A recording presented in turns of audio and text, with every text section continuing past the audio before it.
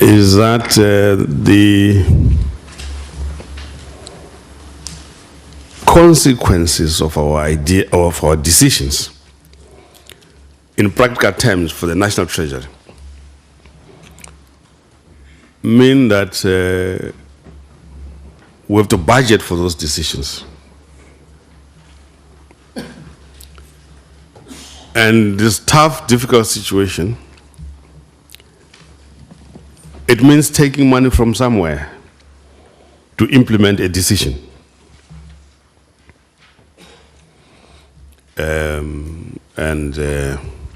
You'll see in the reallocations that we've done in support of some of the decisions that have been taken. I don't think I'm allowed to mention one particular case, but if you go through the documentation, you'll see where we have shifted money from PRASA to somewhere, which is a bit of a problem for me. So I began by saying that our budget deficit now is going to be about 6.8%, right? And it is so fundamental that we keep to that number or even try to bring it lower. It's a very key component of the fiscal framework. Criticisms are going to be that the budget deficit is high, but I don't think we need to be more Catholic than the Pope. Because the rule of thumb is that your deficit should not be more than 3% of GDP. But I don't think we need to be so Catholic than the Pope in these difficult economic times. At the same time, we mustn't be seen to be reckless and careless and allow the deficit to balloon, because if it balloons, it means in the outer years our debt to GDP ratio just keeps skyrocketing. So we have to be very careful about that. Oh, let me not forget this as I stop. The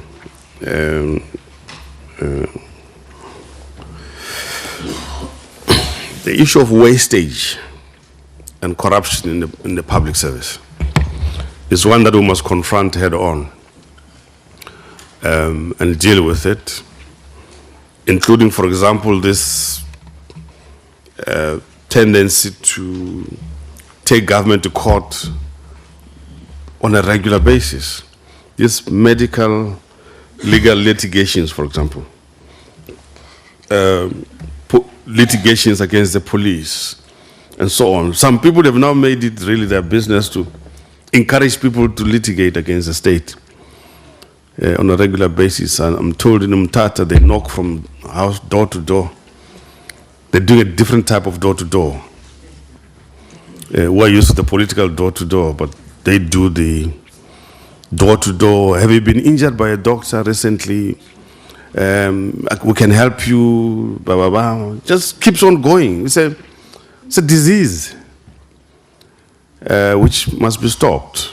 And the stealing from the public service, the overpricing of goods being sold to the public sector and so on, all of those things have to be cleaned up. And the thing that's so tiresome about being in government is that you can talk about the same thing year after year. But anyway, let's keep talking about it until we find a solution. DG, I don't know whether you want to say anything else. The chairman said that I should just give the context because I don't know the technical details. And he said that only the DG is going to deal with the technical issues. DG, so I hand over to you to do the technical.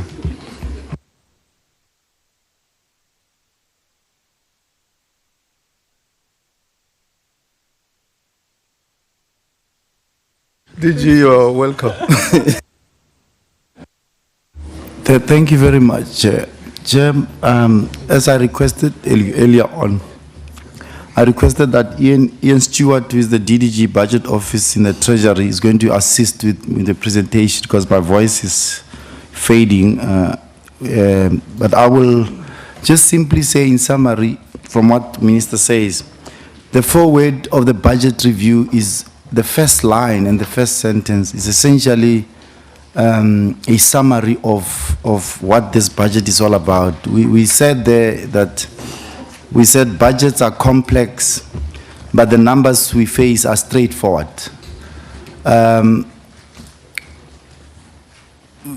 pragmatism that is demonstrated in this budget simply just tells us that the numbers are straightforward. We cannot in any way put them in any different way. But there's determination, of course, to succeed. And we're saying the key is growth, because we can tamper with expenditure, categories, wages, and other categories. But the key is for us to grow and for us to implement key reforms that were spelled out in the document that initially was said to be a Treasury paper, but which is a government position and paper on key matters, and we started implementing those.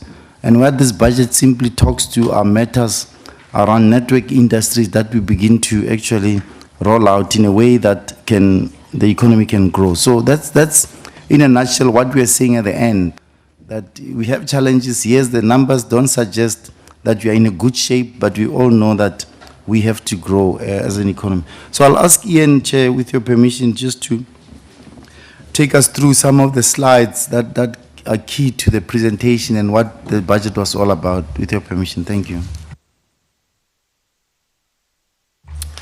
Okay, thank you, Chair. I'll touch on a few of the slides. I don't think we need to go through everything in detail. The first slide is simply the summary. I think for the purposes here, quite difficult to see what's on there, but this is effectively the summary of Chapter 1, but I'm going to touch on each of these points going forward. Okay. The first is the economic outlook. As the DG has already mentioned, our biggest issue remains low economic growth. And it's not just domestic matters, it's also international tensions that are weighing now on both our domestic growth outlook and the international growth outlook. So effectively, we've revised down the global growth outlook and domestic growth as well, with GDP growth now estimated at 0.3% for 2019 and rising over the medium term to 1.6%. That's the line highlighted there in the table. The other important point to note is that inflation is now considerably lower than it was when we did the budget 2019, and that has various implications also for the budget, which I'll come to. The DG has already mentioned that, in our view, fiscal sustainability requires, first of all, higher growth. Secondly, it requires continued spending restraint. And thirdly, it requires that we protect the budget from what we've described as extra budgetary pressures, including, for example, support to Eskom and other state-owned companies. And increasingly over time, these pressures that sit in the broader public sector are impacting the main finances of government. So it's a three-pronged approach. And this budget proposes a first step by reducing, in particular, the growth of the wage bill, but also other areas of spending. And we say clearly that this is not going to be sufficient because debt does not stabilize and the deficit remains wide over the medium term. So the answer to this really is faster economic growth. And on this slide, we just touch on some of the major network industries that the DG mentioned. Number one priority has to be to improve the quality and quantum of electricity supply, and we've got a series of proposals there, some of which are already being implemented. We've also got proposals on ports, rail and telecoms, and around support for small business and general industrial policy. I won't go into all of them in detail, but some of the major proposals are acquiring additional electricity from existing IPPs, opening the bid window 5, procuring additional emergency power, and allowing municipalities to procure power from the private sector. Under ports, we talk about accelerated corporatization of the National Ports Authority, and under rail, we believe the Economic Regulation of Transport Bill put before Parliament could play an important role in reducing the implicit subsidization of road freight through the rail system. Will you allow me from time to time to add and buttress? I just wanted to say on that point he's making about ports, just to concentrate the mind when we talk about structural reforms. Let's just say the modernization, for example, of the Durban port. It's key, it's clear, straightforward. People can visualize it when we're talking about structural reforms. Bringing in kind of a private, public-private partnership and run and expand the port, and so that you can facilitate the faster movement of goods in and out of that port. I say this very starkly so that when we debate about public-private partnership, it must be specific and clear. That's what, amongst others, we're talking about. I mean, the port of Maputo is performing much better, actually. Okay, thank you, Minister. We continue. We've summarized the fiscal challenge in two ways. I think the figure at the top left of this graph really tells the whole story. It's not very clear on there, but in front of you it should be very clear. We have a red line, which is main budget expenditure, and we have a gray line, which is main budget revenue. Towards the late 2000s, 2006, 7, and 8, we were running a small surplus, and you can see since then those two lines have moved apart, and now there's a persistent structural deficit that has emerged. And more recently, spending to GDP has increased. That's the most recent number. You can see that spike towards the end of the red dotted line.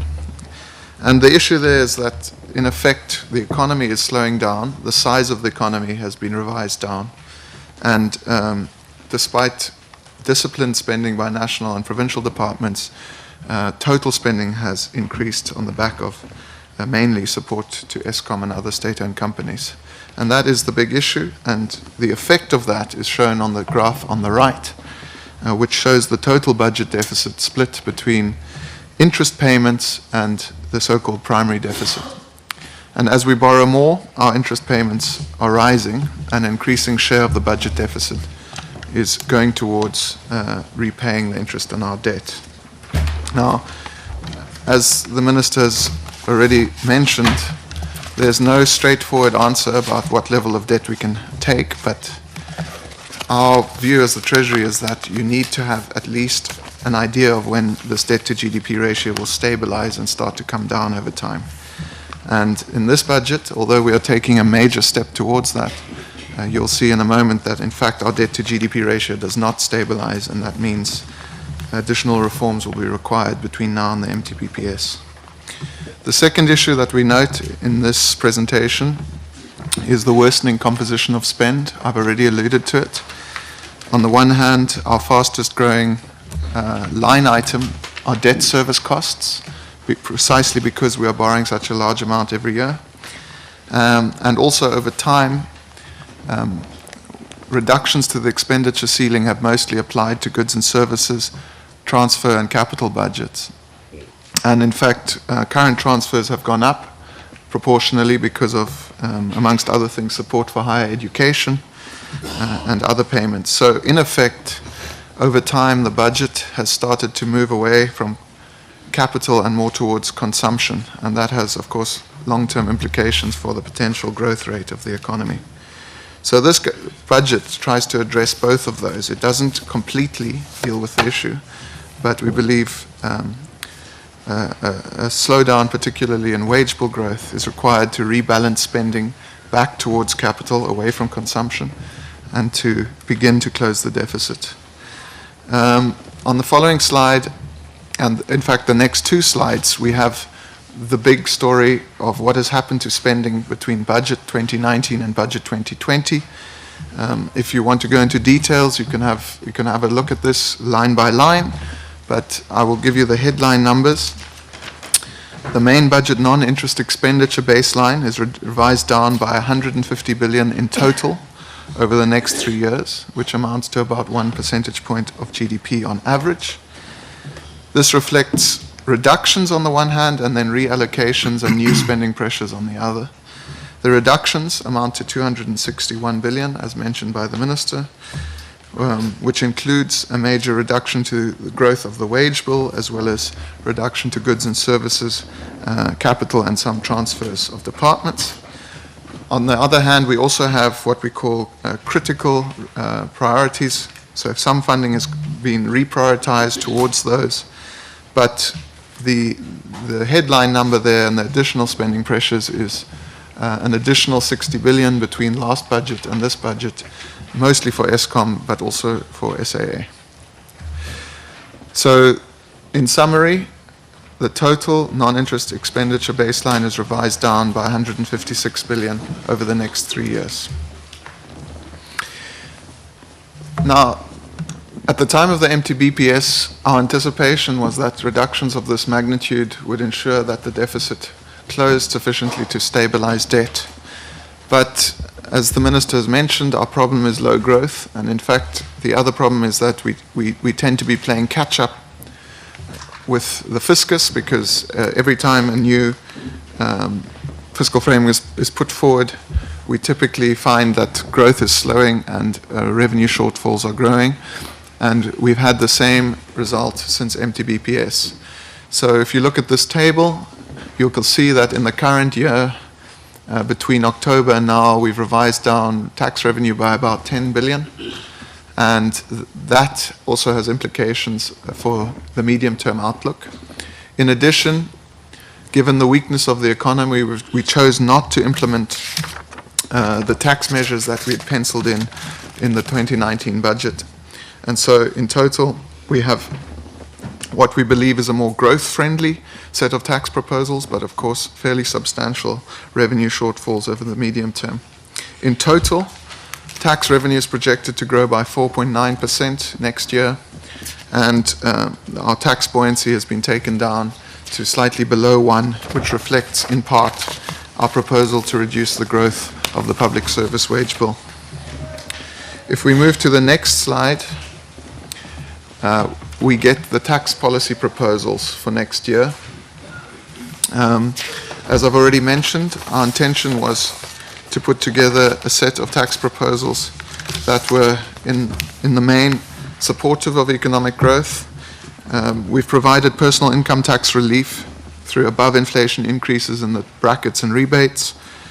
We aim to limit corporate interest deductions to combat base erosion and profit shifting. This is one area that I know is of great interest to this committee. We are restricting the ability of companies to fully offset assessed losses from previous years' taxable income. The fuel levy and the road accident fund levy increase in line with CPI inflation, meaning an increase in the fuel levy in total of 25 cents per litre. We've increased the annual contribution to tax-free savings accounts by 3,000 rand starting on the 1st of March, and we've increased excise duties on alcohol and tobacco by between 4.5% and 7.5% in the coming year.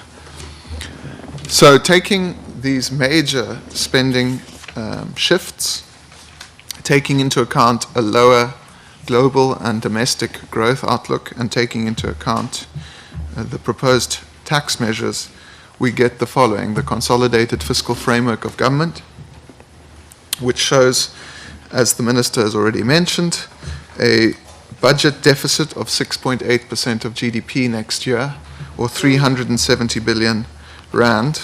And of course, this is exactly what the issue is about. We are borrowing between 350 and 400 billion rand per annum at the moment, just to maintain existing levels of service delivery of government.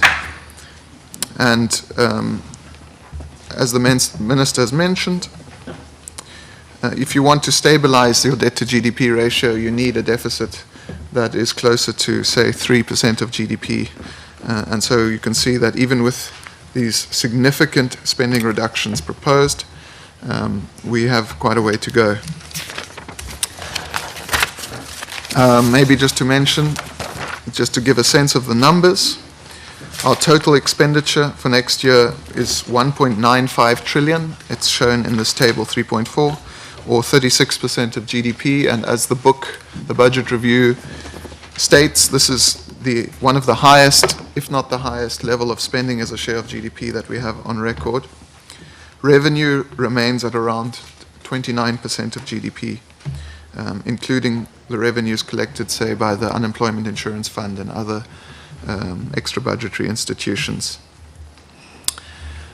Moving on, the implications of running a deficit of this magnitude is that debt to GDP ratio does not stabilize and will continue to rise beyond the medium term. We've said it before, but to sum up what the budget 2020 is saying is that debt stabilization requires continued spending restraint, faster growth, and measures to contain extra budgetary pressures, including reform of the state-owned company sector. If we move on to look at actual spending proposals, this graph shows total consolidated spending over the next 3 years. At the top of that is learning and culture, which includes basic education and higher education, which receives 1.2 trillion rand in total over the next 3 years. This is followed by social development, receiving 970 billion, and then debt service costs coming in third, which again we believe is one of the main reasons why we want to stabilize and bring down debt, the rise in debt service costs, followed by health, community development, and public services towards the bottom. If we move on, that is the rand value, but the next two graphs talk about how the money is being prioritized. Yes, Minister. I suppose, Chair, the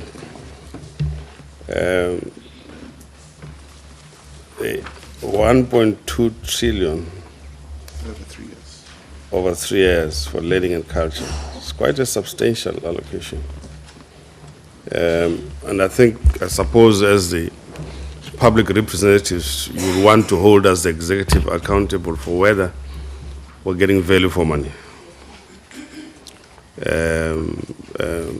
Because these are substantial allocations over the next 3 years.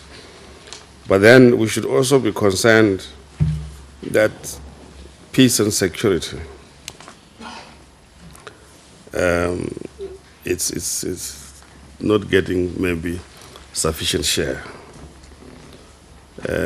So don't be surprised if you hear people in that sector complaining. But we have to understand that it's within this broader context of all these other allocations that this has to happen. I'm quite certain there will be a lot of conversation about this, the peace and security part of our budget. And then the part that I don't like, but there's nothing I can do about it, is the contingency reserve, which 5 billion per annum. For about 5 billion per annum. Now, for a country as large as South Africa, that's very small. And for a country that is expected to play a role in Southern Africa, if there are disasters, for example, natural disasters, who is the first country that they call for assistance? It's South Africa. When floods hit Malawi or Mozambique, who is the first person that they call? It's the president of South Africa. And that contingency reserve would have helped a bit, even though the other disaster funds are there and so on, but that would have come very handy when you need to start flying those helicopters in Southern Africa. So, but that's the bind we're in. Yeah, thank you. Thank you, Minister. So the next slide talks about average spending growth by function over the next 3 years. So these are not the rand amounts. This is how quickly each of the functions are going to be growing on average. You'll see that, worryingly, debt service costs are growing twice as fast as the next area of spending at 12% per annum. And that is followed by economic development, community development, and social development.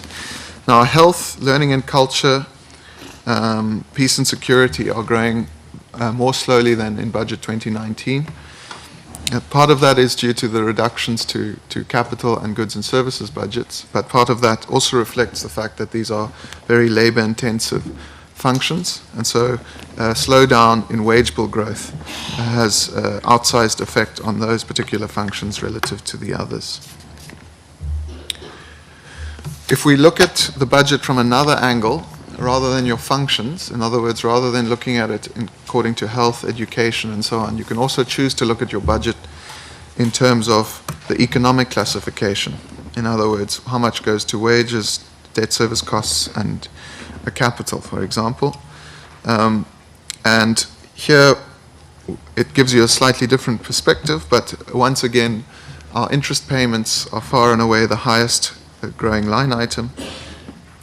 We see some recovery in capital investment over the next 3 years, particularly in some of the public entities, which gives us a bit of a boost on capital payments, although that's a relatively small share of the total budget. Current transfers grow above inflation. Capital transfers just above inflation, goods and services more or less in line with inflation. Again, this budget, a large part of this budget centers around slowing down the growth of the wage bill. You can see here, in effect, we're proposing that the total consolidated compensation line item grows by 3.5% per annum over the next 3 years, or about 1% below CPI inflation. Looking at the division of revenue,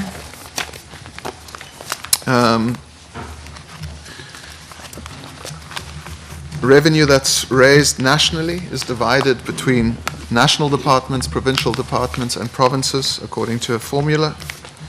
But at the same time, there's been a big effort to try and improve the capability of subnational governments. Some of the changes that we mention in the book include a newer approach to project preparation in cities, an incentive program that rewards good performance of subnational departments, and a range of capacity building measures that have already been put in place. Where provinces and municipalities fail to meet these basic standards, national government is prepared to impose consequences. And then a disclaimer to say that the final division of revenue will depend exactly on how the slowdown in the wage bill is applied between national and provincial departments. If we move on to addressing municipal financial issues,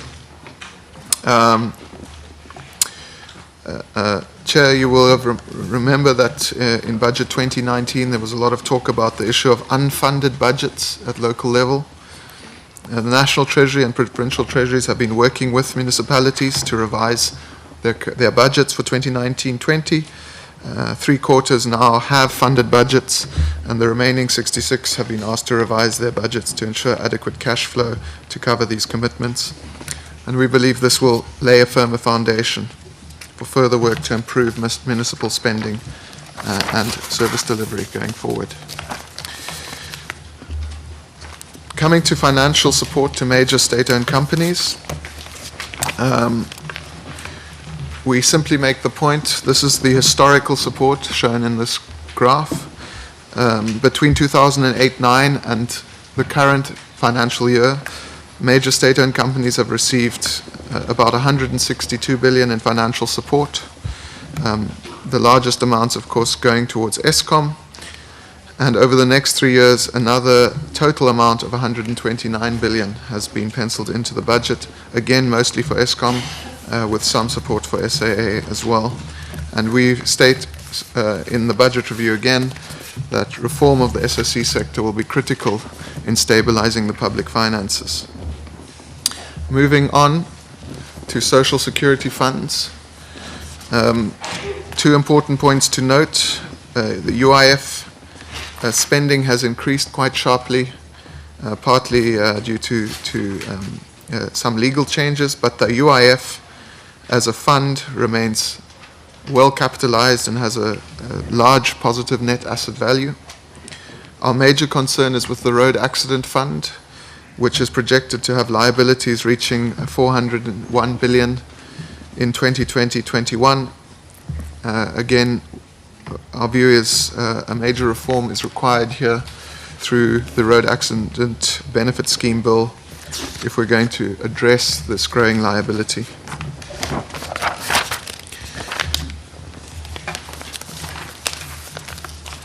The budget review also talks to the need to improve spending efficiency and reduce wasteful expenditure. This is quite a lot, but I'll touch on some of the more important matters. The first is procurement. We are of the view that we can make procurement easier without undermining necessary anti-corruption safeguards. And for this purpose, the draft public procurement bill has been gazetted for public comment. There are various subnational reforms underway, which I've already mentioned. Work has begun to limit unreasonable medico-legal claims. Looking ahead, over the medium term, government is going to review its tax incentives, repealing or redesigning those that are redundant, inefficient, or inequitable. Over the coming year, the National Treasury, together with the Department of Planning, Monitoring and Evaluation, will undertake a new round of expenditure reviews. Looking at broader public sector remuneration, government is going to publish a new law this year introducing a remuneration framework for public entities and state-owned companies in order to more closely align what's happening in the broader public sector with what's happening in national and provincial departments. As already announced, there will be no increase in the salaries of public office bearers for the 2021, and there's been a reduction in some benefits stemming from changes to the ministerial handbook. And these are all important and seen in the context of a major effort to improve the quality of spending and not just reduce the aggregate amounts of spending. No, thanks, Chair. I think that pretty much summarizes the budget 2021. I mean, clearly there needs to be a tightening of belts here and there, but also see how we can address this fundamental challenge of encouraging growth, economic growth. Because if we are able to push and encourage economic growth, that will also begin to assist on the revenue shortfall issues and be able, therefore, to meet the expenditure pattern. Some of the things are basically political optics. And as leaders in the House and the Council, I would like to encourage you to also join the executive in implementing certain cost containment measures. But the House is independent and therefore makes its own decisions. But it just looks very bad when it seems that the House does not join the executive in basic management of the cost structure. Simple, pedestrian, and irritating matter to some members of the House I know is this economy class travel thing. I think just the optics of it, to be good for the House to discuss independently, obviously, so that we're seen as a joint effort. One of the things that the trades union movement has raised is, why don't you people cut down on this business class travels and so on? It's very small in the bigger picture, but the optics of it is very important. So maybe you come and join me in the economy class. It's a bit uncomfortable, but you do arrive where you're going. Thank you very much.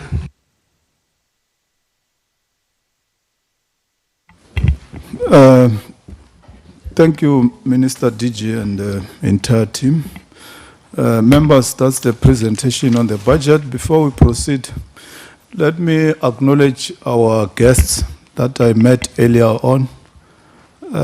They are financial counselors from the embassies of France, Germany, and Italy. They are here in the gallery. You are welcome. And also to inform members that there are snacks and drinks at the foyer. So it's a work in progress. You can just sneak out, fetch something, come back, then, because we have got plenary sessions to attend this afternoon. So let me take the main names of members who would like to ask questions. Oh, you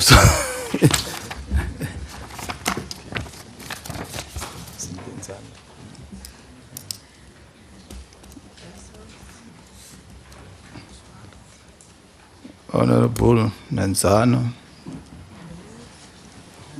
Anyone this side? The chairperson's there.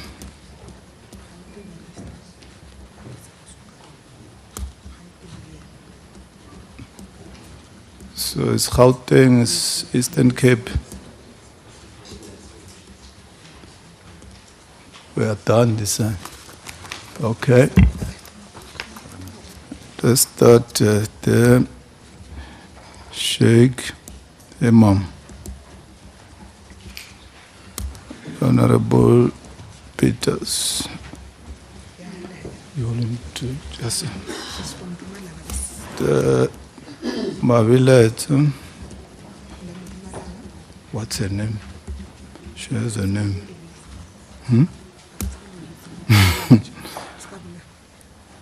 Honorable, you are from Pumalanga Legislature? Yeah. What's your real name? I don't want to recognize you as a legislature. Lakshmi Narain. Who? Lakshmi Narain. Oh, okay. Lash.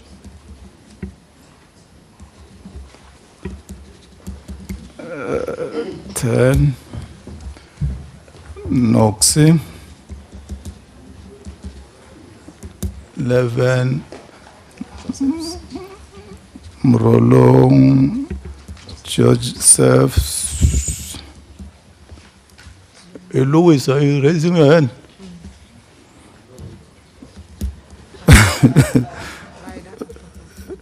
Hey, Louis. Honorable Ryder. Scorsese.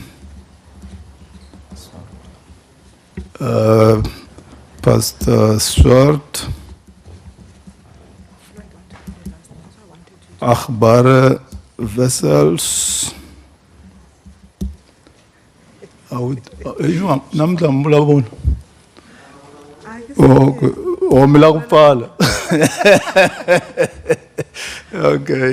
want to do the closing remarks? Shivambo. Okay, in that order, Honorable Nanza. Let's not make a long preamble. As I've said, we have to be at the plenaries by 14 hours, both in the National Assembly and the Old Assembly. So let's go straight to questions or comments. Thanks. Thanks, Chairperson. Hopefully I will set the tone in 2 minutes or less. Chair, just 2 questions.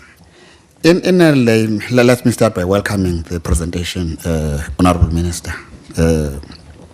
It's well informing and will assist us going towards the work of our constituency period. In a layman's language, how does this budget talk to the district development model? I'm deliberately saying in a layman's language. The second one would be, I've looked at slides 11 and 12. Now I'm more interested on the stabilization of the debt GDP ratio. But, Minister, without negating the fact of your numerator, which is the debt, I know we have tried your best with your team treasurer to deal with reducing the debt. But now my more interest is on your denominator, the GDP. What is the concerted effort to increase the GDP? And taking it further, how is this budget focusing on growth, which doesn't necessarily affect job creation? I'm raising this also, having captured a sentence or two which affects this question of job creation. Remember, Honorable Minister, that unemployment is very scary, particularly in the Eastern Cape. So one cannot just be numb. Thanks, Chair. Thanks, Chairperson, Eastern Cape, then followed by Howard. Yeah.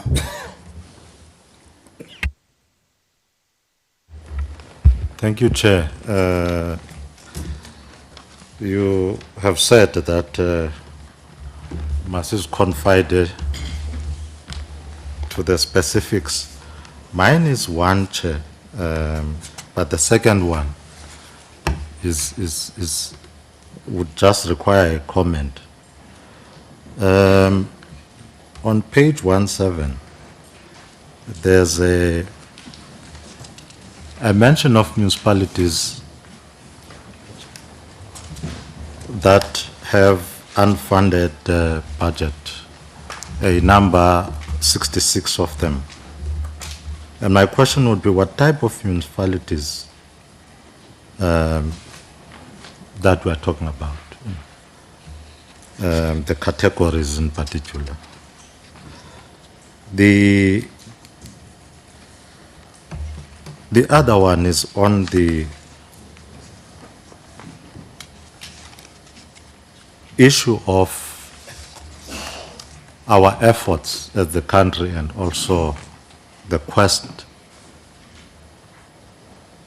that we put in wowing the foreign direct investment. And my question would be, if we were to say in monetary value, how much would the country have spent to date in the efforts to drive and draw the foreign direct investment vis-a-vis the commitments to date? Can we quantify that? Are we able to get that from the Treasury? Thanks. Thanks, Chairperson. Howden. Thank you very much, Honorable Chair. I'm covered with the district model question, Chair. I also want to welcome the presentation. Two questions, Chair. The issue of the wage bill on the public servants, and we can see that we are now facing a difficult moment with the trade union. How is the department going to try to avoid a strike that is looming out there? Because there's an outcry that the proper consultation hasn't happened. And what informs the cutting to the Treasury? The second one is the disaster management fund, 500 million that has been set aside. Can we get the breakdown of this particular amount per province, if there's any per province? Lastly is the issue of the national health insurance. The minister just touched a bit yesterday, but there's no detail as to how much budget has been set aside for this particular process of the national health insurance. Thank you very much. Thanks, Chairperson. Imam Sheikh. Thank you, Chair. Thank you, Minister, for that, and your team for that presentation. My one concern is particularly on the health slower spending growth, particularly if we want to introduce the NHI shortly, and with less money being allocated, you know, I would imagine that we should be allocating more resources to health, particularly to accommodate that. That's one very good and brilliant thing which I must congratulate you is the issue on the procurement, which you alluded to on the open tender system. I just want some clarity. When can we expect that implemented? Is it going to include all kinds of procurement, whether it's through a quotation system, the tenders, everything will be advertised, so the public and everybody at all given time can see whether you're paying 10 rand for the item that's worth 10 rand or you're paying 100 rand. So straight away you'll be saving 200 billion rand, Minister. You won't need to look for much money. So that's the other thing. I like the idea of cutting from business class to economy. Now, Minister, brilliant idea, but I also feel charity begins at home. We have an ailing airline that we're bailing out all the time, but we are all traveling with every other airline but SAA. Shouldn't you add that in and say, give preference to your own airline, because otherwise you are the cause of your airline going down because you're not using it. So should we not put some measures in that first preference to SAA? If those flights are not available, then go somewhere else. I think that might happen. Minister, the idea of the road accident fund, and we know this has been a sore point for a long time, and I like the idea of compulsory third-party payment. Should we not take that away from government? Let everybody pay in terms of their licenses and let it be run by a private entity like the insurance companies or so that they can pay out these claims and whatever it is, because it is really becoming a bit of a challenge. I know some of my colleagues have touched on the district model. A very good idea. My problem is, are we not leading now to a 4-tier government instead of a 3-tier government? Is there going to be cost implications? When I suggested, or the NFP also suggested on the district, we said the national and the district can do away with the provincial governments, and even if you have to elevate the status of the district, so you'll be saving a lot of money by not having the provincial structures. But of course, I think we need more clarity on that.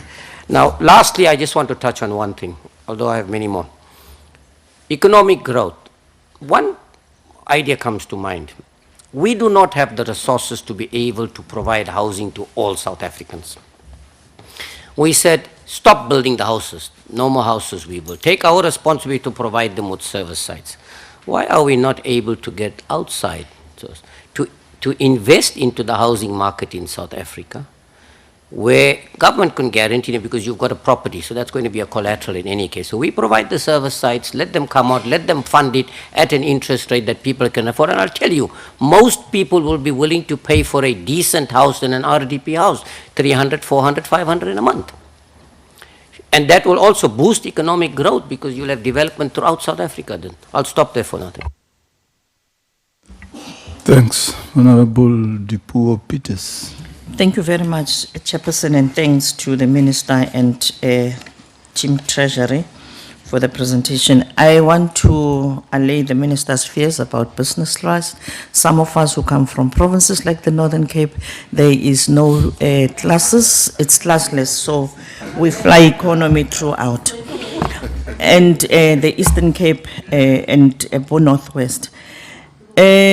Minister, as members of the Standing Committee on Appropriations, we always get submissions from a body that represents pensioners that says that as government, government is not agreeing to give pensioners thank you for the 80 rand that you gave extra yesterday, but they want a 13th check. So I thought, Minister, that the Minister and his team could explain how you would arrive if you ultimately decide on the 13th check, on how you will then break up what they're receiving now to create space for that 13th check, because there is a belief that there is extra money that public servants are getting as a 13th check, as opposed to the whole package or the cost to the employer being divided into 13 as opposed to 12. So if you take the annual amount of pensioners, divide it into 13 as opposed to 12,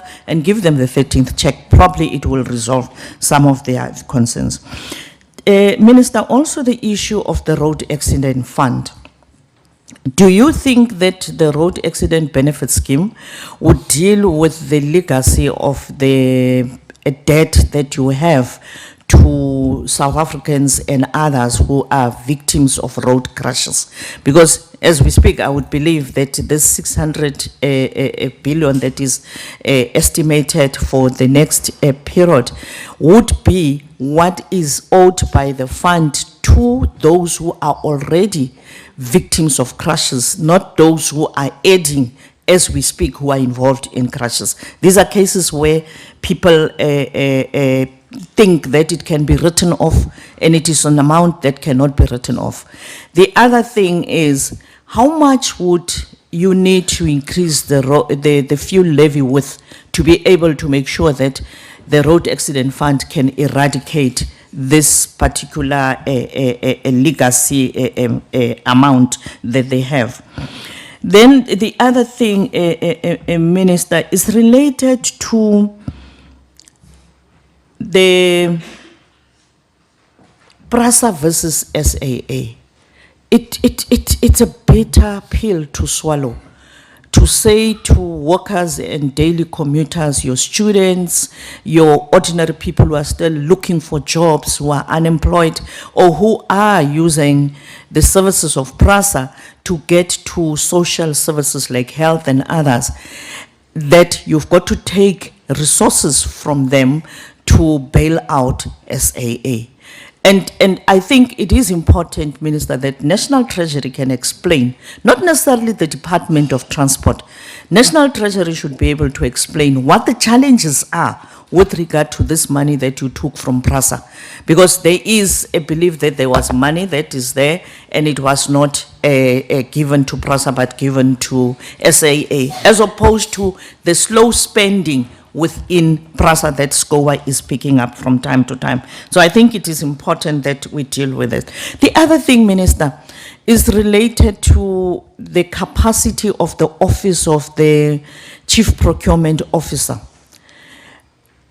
Do we have the capacity to make it possible that those companies that were found either through the different commissions, the SIU and others, to have created problems for the state in terms of corruption, that are some that are blacklisted, never get an opportunity to resurface in another name and continue doing business with government?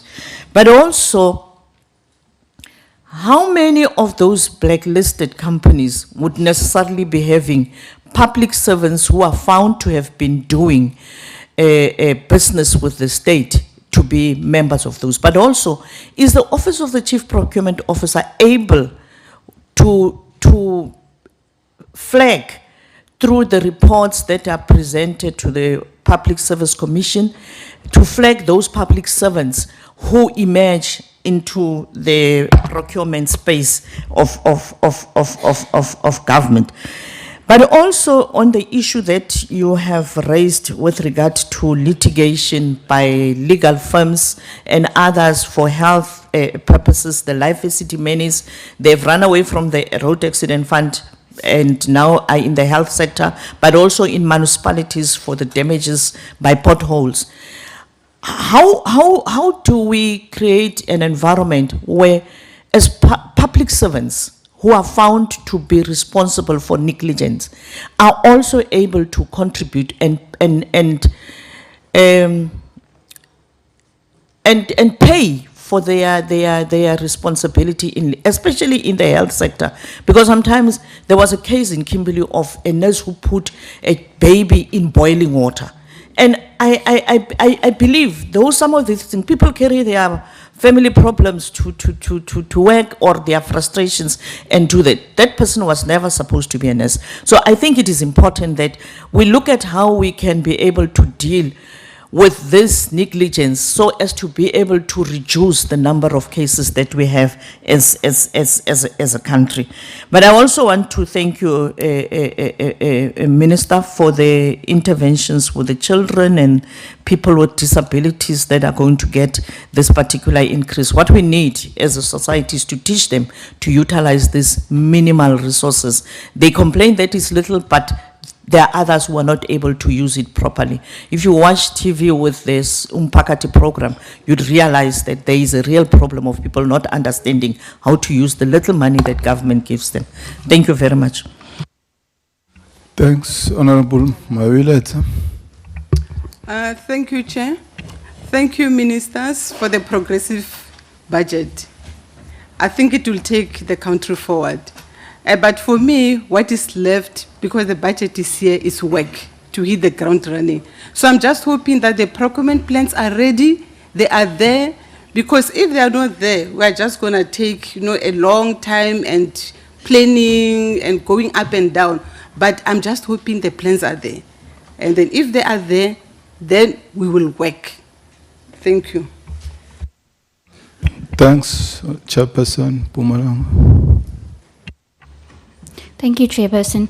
I think we must also thank the Minister. From my side, I want to appreciate the budget speech, mostly in response to the transfer duty not being payable on property below 1 million, because that assists youth a great deal from my side as well, especially people who want to enter the property market. One of the things that was said was economy is stagnant, but population continues to rise.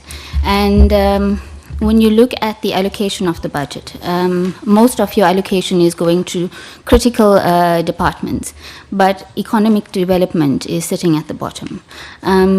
For me, that's scary because economic development is what our country needs right now, creation of jobs and opportunities. One of the things, I don't have specific questions, but I think it's just a mindset of my perspective. I think not much emphasis is given to data, low cost of data, because if you look at the proper effect that cheap data can have to youngsters in townships in respect of advertising their businesses, I think it will have a good effect on your procurement bill as well. Which your procurement bill is which one I also support greatly. I think it will also benefit in Mpumalanga in respect of tourism opportunities for the local people. But from my side, being a youngster, I think that there's not much effect given to the fourth industrial revolution. We sit in our committees, and I think my department also knows that this is one thing that I always talk about. We sit with paper before us, but members have iPads, have laptops. Now, this for me is just fruitless and wasteful expenditure. What's the need for paper if we can see it on our laptop? We're not only looking at paper, we're looking at the ink that goes into it, your maintenance cost, and so on. Yeah, but thank you. Thanks for the opportunity. Thanks, Honorable Abrams.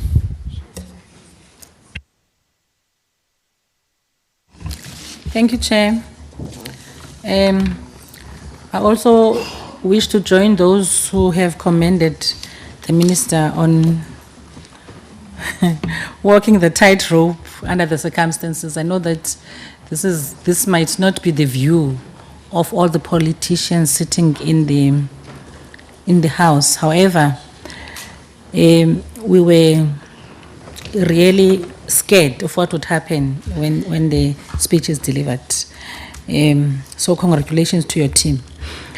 My question is on NEDLEC, whether there is still NEDLEC sitting and engagements with the various teams or stakeholders that are sitting in NEDLEC, in addition to what the Minister has just said on the conversations between the labor movement and Minister Mkhon. Chair, my other question is on the taking of funds from one entity to another. I'm not going to go into what the honorable member has raised. However, I'm going to ask a question, believing, of course, that we are a unitary state. But is there a possibility that we can face a situation where money is taken from one of the poorer provinces to pay for the sins of the richer provinces? I hope the Minister understands that. My second last question, Chair, is on the spending capacity in municipalities, which is where service delivery is really needed. how are we involved in building the financial management capacity at that level? Lastly, Chair, the issue of foreign nationals doing business in especially rural areas and townships. I know that there is an attempt in the speech to deal with that. Is there a bigger plan to take the economy back from those little powers so that we can assist in the growth of our own economy in the land? Thanks, Chair. Thanks, Honorable Morolo. Well, thank you very much, Chairperson. Honorable Minister, just two brief questions. One is that we welcome the tax relief on the middle class and the poor. We, however, want to know whether Treasury has been able to quantify the positive impact that this will have on disposable income and by extension private consumption impact on growth. Two, in rationalizing spending, there's a commitment that will ensure that municipalities do not return unspent allocations.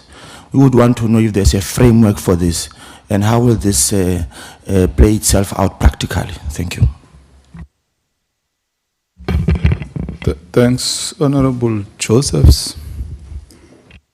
Thank you, Chair, and thank you to the Minister and the team for the presentation. Just two questions on my side. The one is about the amount allocated for outstanding land claims. Now, I would like to know what is the motivation with the amount that the Minister have indicated, and why are we taking so long to do this restorative justice, which is part of the healing process of this country. People are dying that needs to be benefit out of this, but it is disappointing that we, after so many years, are still dealing with long outstanding land claims. Then the second question is the contingency reserve, the 15 billion on page 13, over 3 years. I would just like to know if this amount is restricted to specific use, or will it be used for bailout amounts? Anything that may come up unexpected. Just want clarity on that. Thank you, Minister. Thanks. Louis. Thank you, Chair. And to the team from the National Treasury, thank you very much for your presentation and for the work that went into this budget. I know how extremely difficult it was to balance the books in the way that you've done. And we thank you for your service. I just want to ask some direct and pointed questions, if I may, because I know you have a deluge of questions, so I'll just get straight to the point. You have spoken a lot today. The largest part of your presentation was about the necessity to stabilize debt over the medium term, and yet you presented a budget that, despite very significant cuts, still fails to do that. In fact, in your budget review on page 23, you concede that the target of debt stabilization is now out of reach and it will not be stabilized over the medium term, and you've said that again today. So the simple question is, why did you not present a budget that stabilizes debt over the medium term?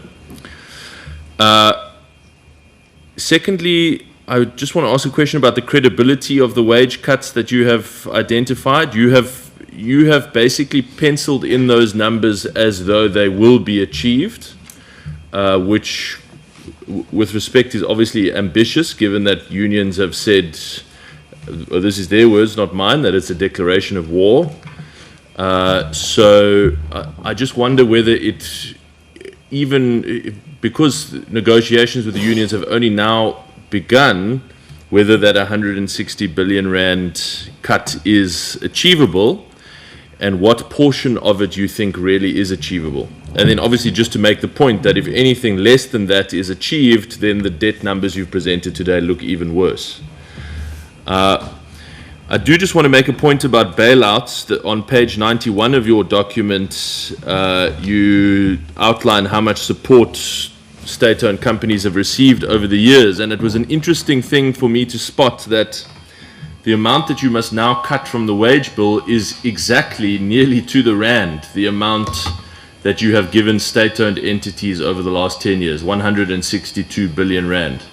And I think that's an important thing to note for those who say there's no cost to these constant, that we have to just keep absorbing these constant enormous bailouts.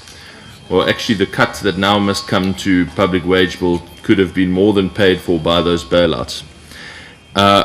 And in fact, this is obviously in old money. If we looked at this 162 billion in 2020 money, I'm sure that's a calculation that the DG and the DDG could do off the top of their head very quickly, but I can't, I'm afraid. But it would be a much, much bigger number.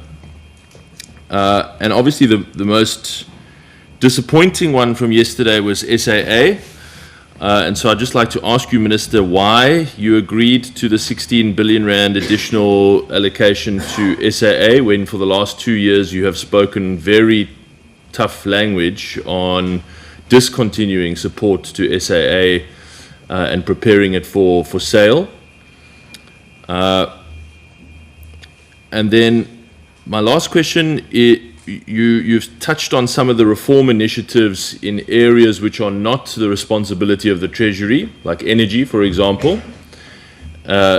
So one of the other reform areas which I think is very important and has a chance of making a big difference is that of a proper functioning public rail system in the major cities.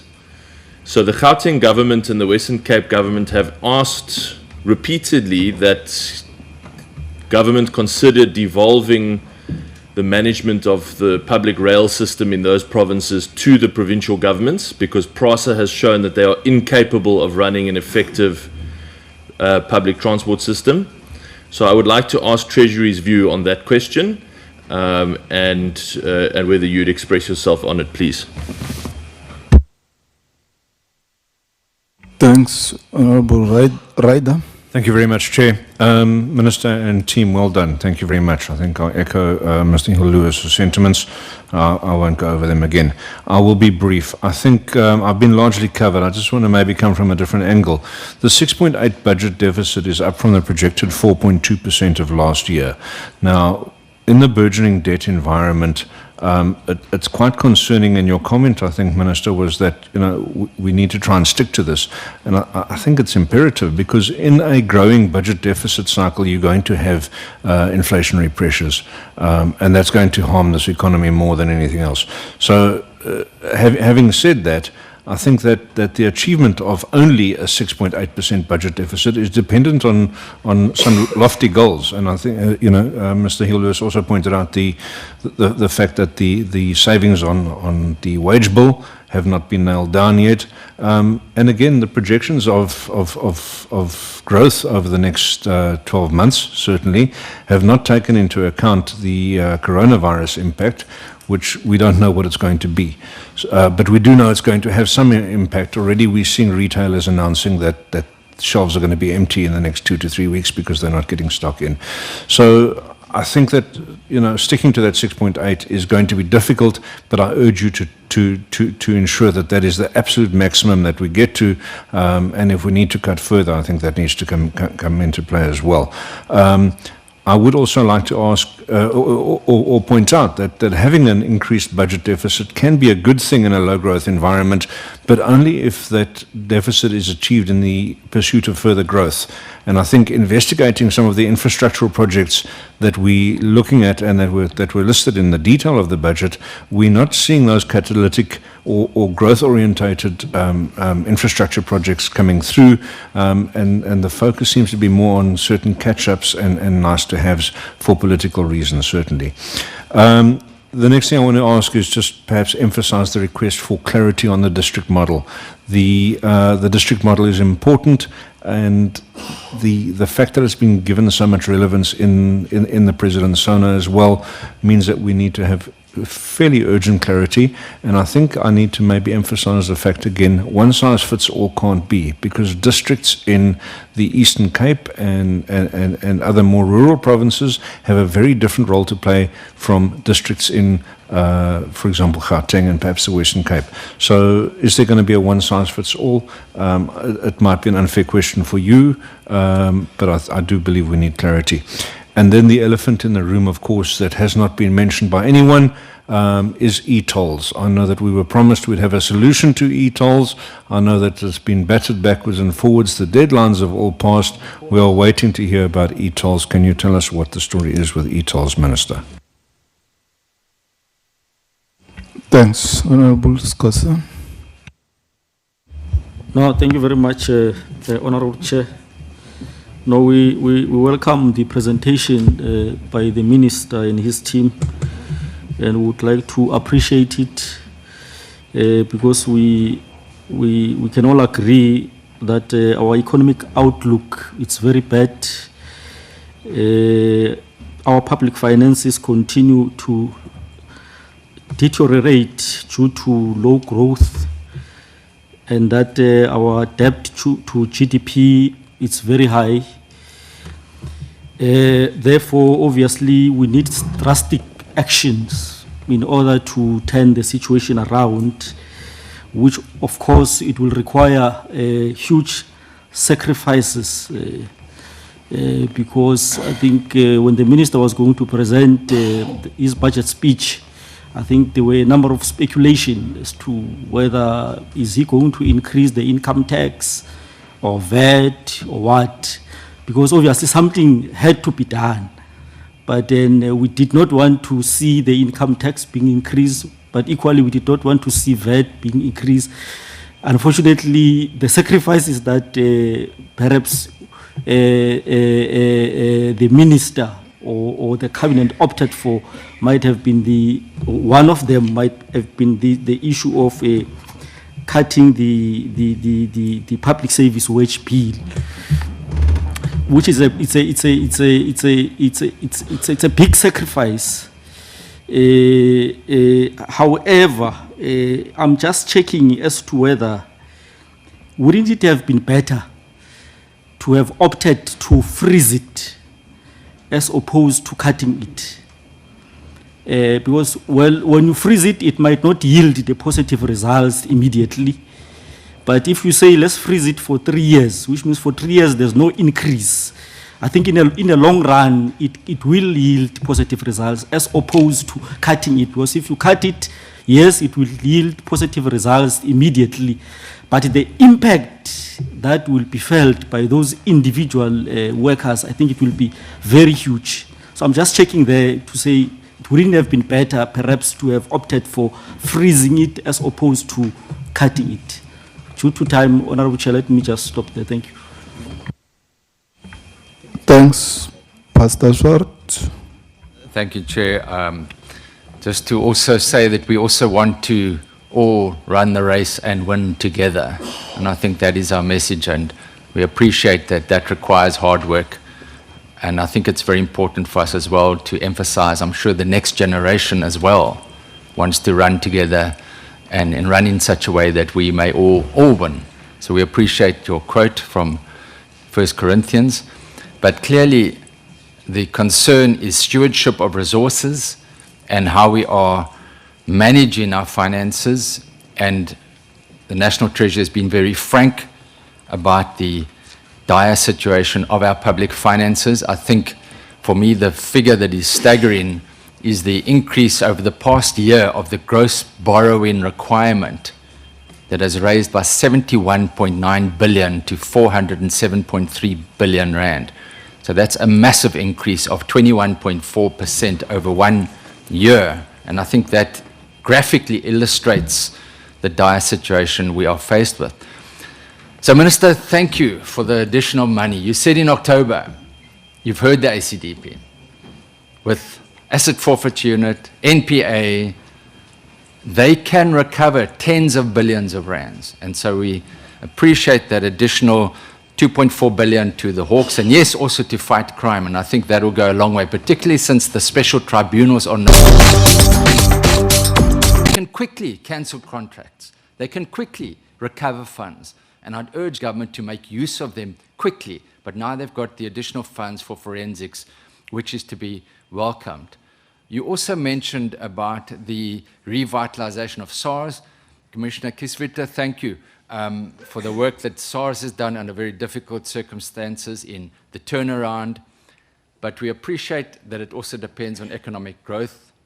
But at the same time, and maybe this is a question to the Commissioner, your book debt, if we are able to collect your outstanding debts, which I understood was 80 billion, it could be far more than that. And a lot of that might have to be cleaned off, as the one indicates. But surely that can also be help to balance the books.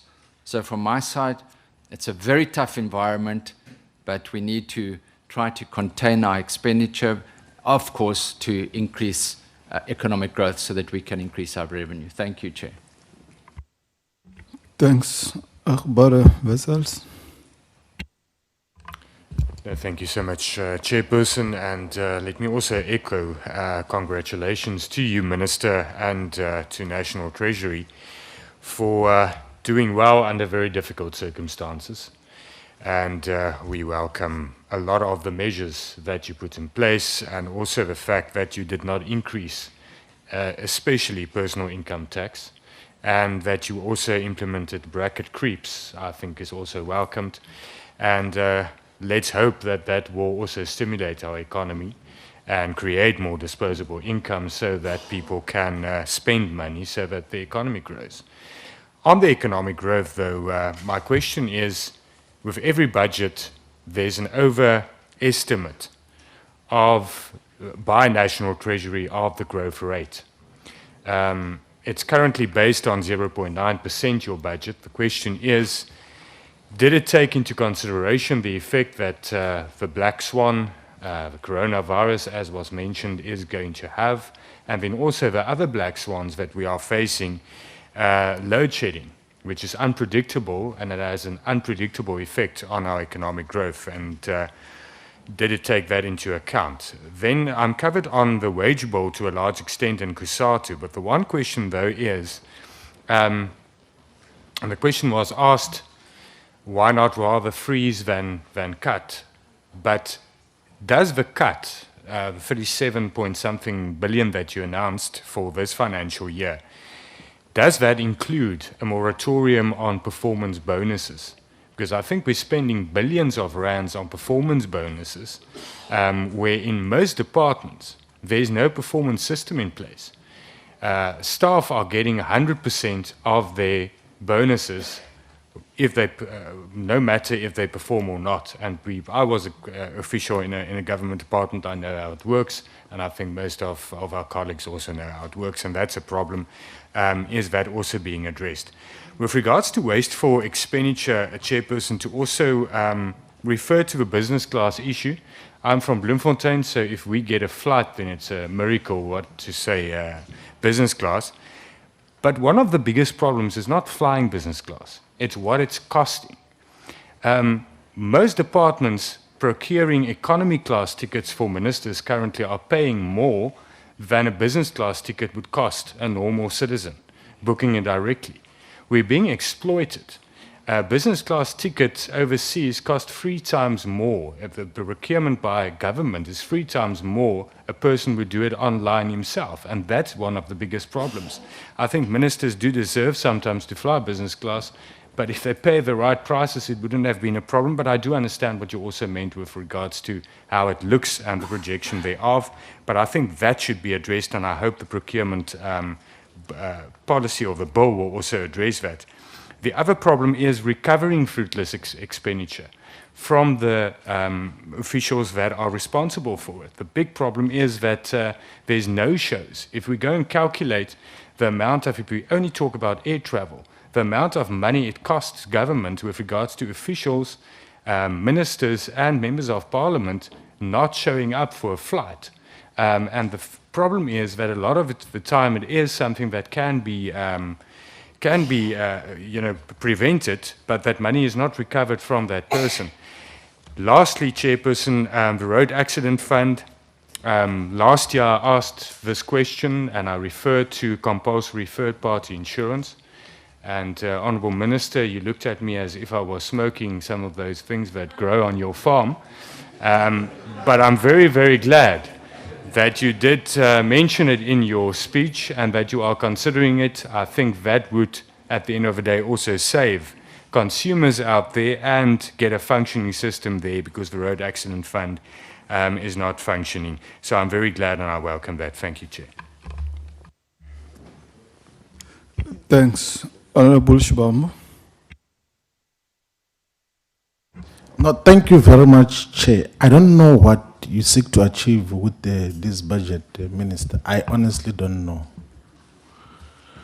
Because in response to the crisis levels of unemployment, of a huge debt to GDP ratio, of a variety of crises, you then impose austerity measures. What is the scientific basis of that? Which economy has ever been saved through austerity measures? Where? I mean, the cheerleaders of austerity measures, the IMF, has made their own admission after a thorough study of all the countries that adopted their austerity mechanisms that this never worked anyway. It worsens unemployment, it worsens poverty, it stifles growth as well. Because government is a very critical component in the entire growth domestic product. So if you are reducing expenditure by 260 billion and the wage bill by 160 billion, what do you seek to achieve with that? And where is the science? Where is the economic logic about that? It's like,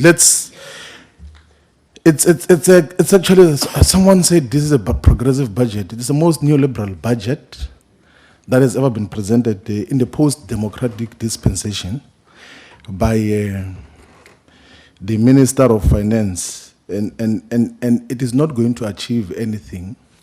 It is just going to make things worse. And the scientific basis that will be able to illustrate that you are not going to achieve anything. But there are issues that must be dealt with. For instance, you want to say your solution to the electricity crisis is continuation of the power purchase agreements with independent power producers on the renewable energy space.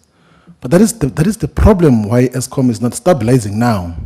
The sitting CEO of Eskom raised the concern about these power purchase agreements, and you are still imposing on Eskom a framework that has caused its crisis now. So if what you and the president said in Sauna is your energy solution, you're not going to stabilize electricity supply. That is a fact. It's in terms of those issues. We're making reflections. We're not children to ask questions. In terms of revenue collection, one is that we have raised this in the fourth democratic parliament, the issue of the tax avoidance by multinational corporations. That entirely, like, we'll give an example that the mining sector contributes less than 20 billion rand into the National Revenue Fund. That is according to the statistics from SARS. The commissioner looks shocked, he doesn't know. And that is due to tax avoidance. And we have deliberated on this several times. There's still no framework in terms of how do we deal with the transfer pricing that is defining a lot of multinational companies. But also, what becomes your framework to collecting VAT and other taxes from e-commerce businesses, like the digital economy? Because in any way, that is the direction which trading and the retail of services is going to take in the future. And then the key issues that we want to deal with is, we think that the African Bank should become the nucleus of the envisaged state bank, instead of creation of a new entity which might take forever in terms of legislation and application for a license and everything else. We must look into creating that. And then the issue of the sovereign wealth fund is that there must be a proper intrinsic study and comparative study of the Norwegian pension fund and Singapore, so that we then have a better model that must come with all of those issues. I agree that some of these cost-saving measures is just aesthetic maybe populist approach, because you're not saving any money with the, whether it's business class or economy class, because the travel agencies pay the same money for whether it's economy or business class here in Parliament. So if you go to the counter of SAA, you see those who upgrade flights because there's no flights in the economy, they say, but this is the same money which is paid for business class ticket. And then you fly economy, and then when you arrive at your destination, a huge luxury cars come to fetch you as ministers on the tarmac. It's cost-saving measures. It's just grandstanding, like really, and then it doesn't save any money in terms of how it is. But we can tell you now that your austerity budget is not going to help the South African economy. It has never worked anywhere. Go conduct your own study, you will realize that basically what you have presented is going to cause further crisis in South Africa. Thank you very much. Thanks, chairpersons. I will start from my left. Honorable Eunice Karim. Thank you very much, Chairperson. Firstly, you know, Minister, you say, and I'm very empathetic, that we keep saying the same things because there isn't much progress. And I think overall, my own personal view, I don't speak for the other chairs certainly, and I'm not even sure that I speak for the majority in the committee I serve, or even the majority in my party. But I think that the greater responsibility for where we are resides with us as Parliament, because we're not exercising our role effectively and efficiently. But the executive must also take some measure of responsibility. And to echo your point, we say the same things, but we have to continue saying it, so let us say it. For some 5 or 6 years now, the finance family in both houses has been raising illicit financial flows and base erosion and profit shifting. There are endless accounts in the 5-year term from 2014 to 2019 of this. There are quarterly meetings with Treasury and SARS on this. There are reports in various, there are recommendations in various reports. And the new era, the 2019 May subsequent era, has also been raising this. We have also asked the executive 3 years ago, I think there's at least 3 letters written to the President, to the Minister of Finance, saying that, as you know more than us, Minister, we need to work together on this. We need an Inter-Ministerial committee. I know there's been some movement in getting SARS and FIC and the police service, for what that's worth, NPA together. But we don't see any sign of significant progress. We don't see a single person in orange overalls. And billions are going out of this country. Now, Minister, you're bringing us the most bleak budget ever. So surely the onus on the executive, you can do far more than we. We hold them here every quarter, well, Comrade Joe does. But the executive is not pulling its weight. I bump into the ministers, some of whom are younger than me, right? So we chit-chat, right? And it's clear nothing's being done, really, Minister. So if you are serious, then you as the Minister of Finance, more than anybody, has to come back to this committee and say you approach the President. Minister, we understand we cannot prescribe to the executive have an Inter-Ministerial committee. So our words are carefully chosen. And I've said this in your presence before. We say we would like the executive to consider setting up an Inter-Ministerial committee that meets regularly and reports, ideally to him. So we are pleading once again. The ministers need to cooperate and hold their departments to account, or the entities that fall under them.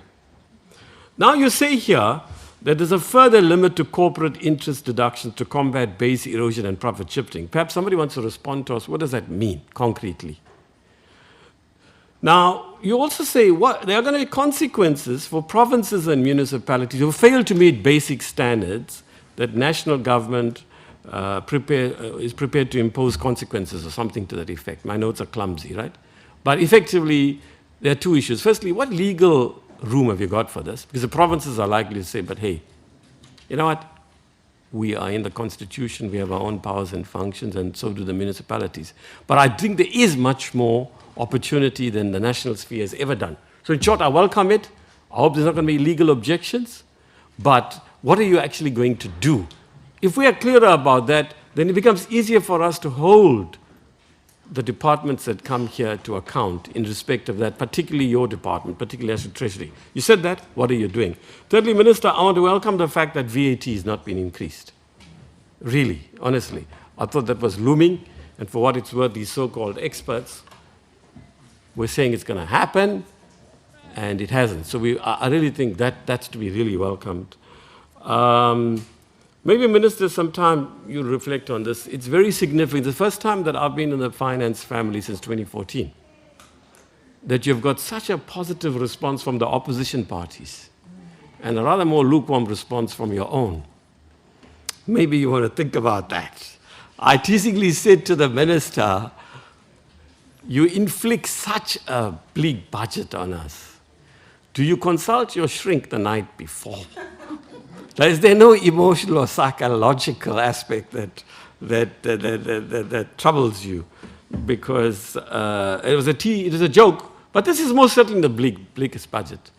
But what I don't buy, and I've said this before, and I'm going to repeat. You see, members of parliament particularly, we love this thing. Hold the executive to account. Bash them, okay? Even us in the ANC, when we summon the courage to do so, then we feel good. We've done our oversight role. But between the executive and the legislature, in my view, we, the parliament, are very, very much more responsible for the failures. Not that you're not, as the executive. We don't do the job that the Constitution requires us to do. We are not effective and efficient in our oversight role. We are too moderate and temperate. We feel somehow if we take on a minister, we're exposing our own party. But out there, that neither the minister nor me, nor any of us here in the ANC would be here were it not for their votes. We owe it to them. So I think the wasteful expenditure you speak of, it's primarily our responsibility as Parliament. When you speak about corruption, it's primarily our responsibility as Parliament. We are failing to do our jobs. So I am pleading that actually we as MPs stop folding our arms, whinging and whining, and do what we are required to do. Thank you. Thanks. Honorable Mahlangu. Thank you, Honorable Chair, Ministers, and the team. Let me also join the other members by appreciating and welcoming the presentation. I think members have said a mouthful in terms of the presentation. But, Chair, I am happy that other members have emphasized the issue of cautioning us or cautioning the minister and the government of the day on the issue of the wage bill. And also, I think you were very careful when you were presenting to say you don't have to say much because it's dealt with somewhere. There's a CEC of COSATU that took place and COSATU that took place. It ended today and there was a press conference. And one will say maybe we need to handle the matter with care because we seem not to be sensitive to the issue. But I'm happy that you did not go deeper into the matter. Like I said, that members have said so much. Something that I want to say, Honorable Chairperson, that enticed me. It's said by Honorable Shibambo. He's saying there's nothing in this budget that is going to be implementable or it's going to make a change, it's not going to work. And the reason it's enticing me is that I'm comparing with what was said yesterday on the media by your leader, who went to an extent welcoming the speech and going to an extent of claiming some of the things that you mentioned in the speech that they are their own policies. So, That's true, of course. So that's why I had an interest on that, trying to find out your criticism, because we need to be always alert for constructive criticism to help ourselves as well as members, because we learn from each other. But there's that thing that enticed me. Chair, let me give other members an opportunity, and I see that members are moving out to the House. Thanks. Shenge. Thank you, Chair. Good afternoon, Minister and Team Treasury. I think from my side, we are still going to have time with Team Treasury, so I think I'll reserve my comments. Safe to say, I know it's a very delicate exercise to balance your books. Congratulations that you were able to deliver the budget yesterday, Honorable Eunice and Mahlang. Yeah, no. I'm just saying that thanks for that you were able to deliver a budget with all those conditions. We're still going to interact with the committee and Team Treasury. Thanks.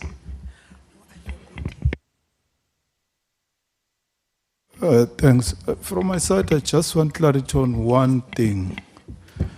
Municipalities procuring energy from the private sector.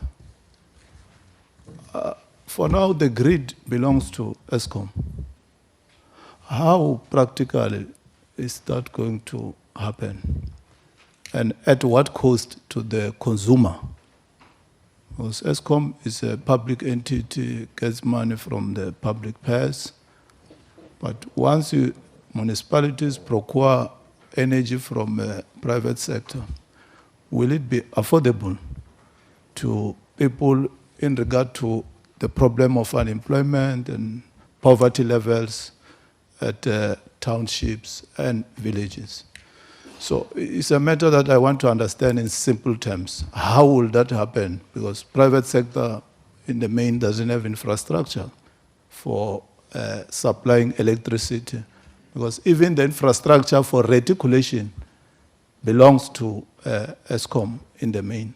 So if they have to put their infrastructure, private sector, and have to recover the money, that burden will fall on the consumer. Is it going to be a solution to the country? So I just want to understand that in simple terms. Over to you, Minister, Deputy Minister, TJ. Thanks. I mean, as Honorable Buthelezi has mentioned, there's going to have to be, there'll be time to go into details. Just a few things only, and then the rest, the Treasury team, myself and the Deputy Minister here took some notes. I think can provide some responses in writing to some of the questions. But just a few things. One, on the conversations with the public sector trade unions, it is incorrect to say that the discussions have not been happening. The communication might have been very poor. So I want to clarify that it's incorrect, that there's been no conversations. There's been a multi-pronged conversation system. There's been conversations at the level of the political leadership, at the alliance level, COSATU, Communist Party, ANC, with myself and Minister Senzo Mkunu making submissions. There have been conversations involving Minister Mkunu, myself, some of the trade union leaders in the public service, again unpublicized. There's been conversations at NEDLEC on these issues. And now the minister has formally, according to process, submitted proposals to the public Service Coordinating Bargaining Council. Having taken account of all the conversations that have been taking place. So this is not a surprise to anybody who is involved in the process. But naturally, people are going to say things publicly. But I've been involved in negotiations with the trade union movement. I know how these things start and how they end. Sometimes they end joyfully, other times they might not end joyfully. But that's life. That's the first thing I wanted to say. And in fact, when I finish this meeting, I'm going to the airport. Why? Because I have a NEDLEC meeting set up for tomorrow morning to discuss, amongst others, this matter and the whole budget. So conversations are taking place. And I think publicly we should try and project the issues like that. And people shouldn't be scared when you go into a negotiation situation. You should be prepared for anything, but you prepare the ground.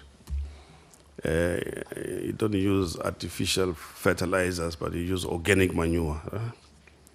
Fertilize the ground. The road accident fund issues are dealt with. Let me not go there. The issue of PRASA and SA is something to talk about another day, but and I keep on being warned all over again that you must speak as a part of the government. You're not outside the government. Because sometimes I'm just tempted to say, I told you so. But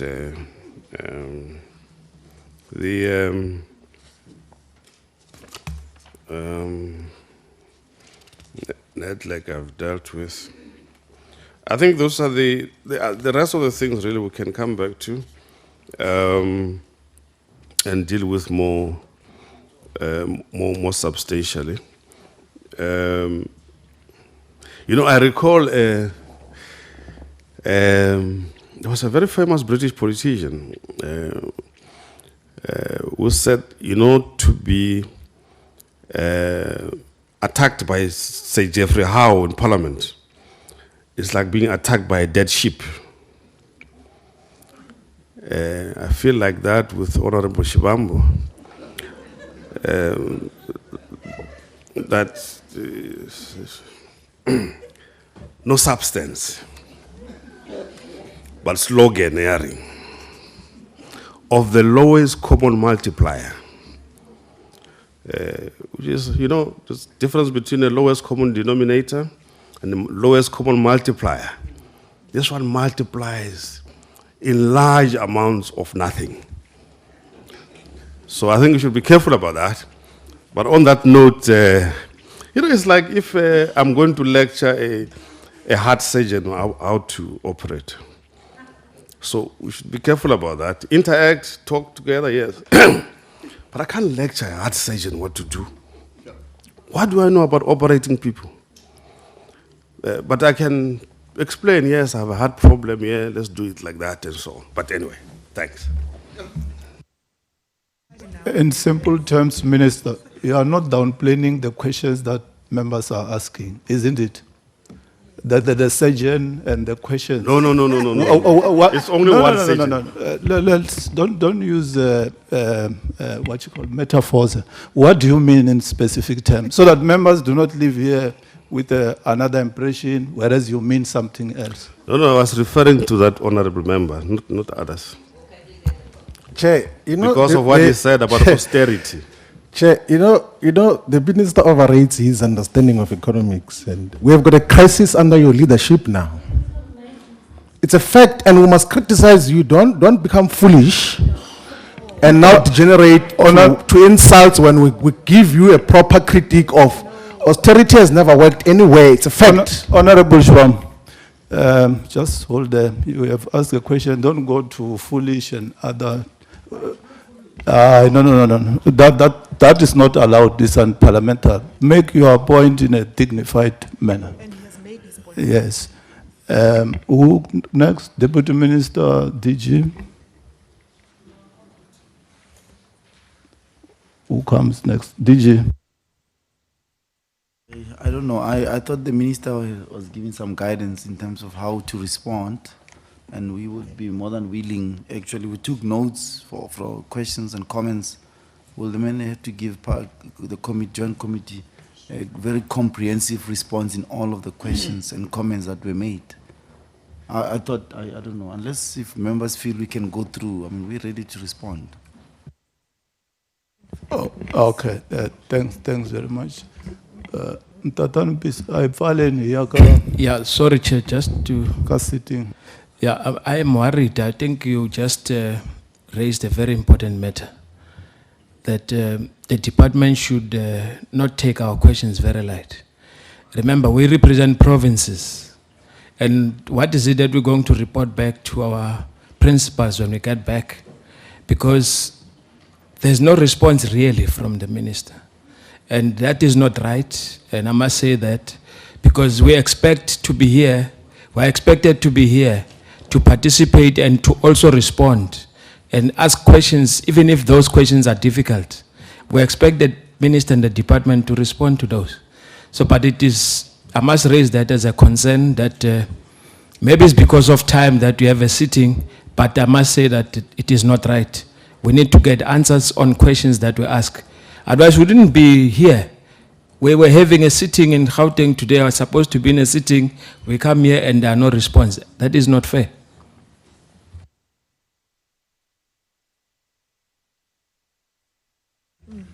Comrade Nelson. Yeah. Thanks, Chairperson. I'm taking the risk of speaking on behalf of my whip because of the thinking that my chairperson in appropriations is actually, alluded to. This, Chair, is a process issue. It cannot be treated as an event. Let's allow, Chair, as the various committees, 4 of the committees. Fortunately, the select committee, I'm not speaking on behalf of the chairperson of the select committee on appropriations and the NCOP, but if there is a need that there be a thorough engagement of the response from the minister and the team treasury, I think, Chair, even provinces could still be invited for a thorough engagement. Because if now we see ourselves indulging into this high-profile kind of an input, it may not assist. It's a process issue, Chair. Hence, I appeal that let's take, as Honorable Ushenge has said, that, for instance, us as the Standing Committee on Appropriations are going to engage immediately we get this. And, we'll be going through. Thanks, Chair. Can I Chips, I'll come to you, Minister. Let me first Yeah, start with that. colleagues, firstly, I think we all agree it's part of a process. In fact, there are deadlines within the Act itself, Money Bills Act, by which it's finished. That's certainly true. But from my memory serves me from 1994, it's never happened before that a DG says, I'm not going to reply to questions now. We will do it in the unfolding process and or in writing. Chairperson, the majority must decide. For what it's worth, this has been the practice now for many, many years. If the majority want to change it now, so be it. But it does seem, Chairperson, unreasonable that the DG could say that we'll deal with this in the processes to come. It's quite simple. Obviously, not every question can be answered comprehensively. And certainly, they can complement and where they can't answer, put in writing those answers. But they must answer the questions. Why then are we asking the questions? It's like asking the questions now, and then, well, we'll get the answer in writing a week from now. So why don't we just do the whole thing through a writing process? So in short, I think we must do what we have always done, unless the majority feel otherwise. He can spend 15 minutes answering the questions. There are people here from the provincial legislatures who certainly won't be here in the meetings to come. Chairperson, I think this is the only opportunity we get to engage with the minister and deputy minister directly. From now on, we deal with the DG and other officials. Finally, the minister is quite right to say that, you know what, I've given a political overview. You've done, in my view, nothing wrong. The exchange between you and Mr. Shivambu seems par for the course. But, you know, and you, Mr. Shivambu, can exchange outside the meeting. But I can't see that the DG can get away from answering at least some of the questions. No, perhaps let's try to get this back. Are we available? I will still say, because Team Treasury is here, there are bells ringing, and other people are supposed to be going somewhere. So if we are exempt from the house. So let's Up to 15:30, the norm is, we negotiated in 2016, you remember, for these two, MTBPS and now, we explained to you, we are allowed to sit up till 15:30 on both houses exempt us. I think, can I then propose, Comrade Joe, that let's allow Treasury to respond. I think they're more responding to the question of people who are starting to go out and saying that they're going to the house. I think let's allow the process to continue. Okay, thanks. Can we give the platform to the minister and the team to respond to questions? Thank you very much, Chair. I think there was that misunderstanding about whether people are going out or not, but if we've got the time, we'll deal with as many of the questions as possible.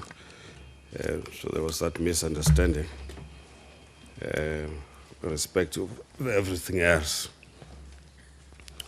How does the first question was, how does the budget talk to the district development model? And the answer is in two parts. First, we have existing districts, we know them. And there's district organization and systems which are in place. What we need to do is to begin to do the alignment, and the people in the intergovernmental fiscal relations are dealing with that. How is the budget contributing to growth? And I did mention some of the issues, and also Ian mentioned, if you recall, we talked about what are the immediate issues that need to be attended to, and I mentioned some of them. E.g., we said low-hanging fruits, agriculture,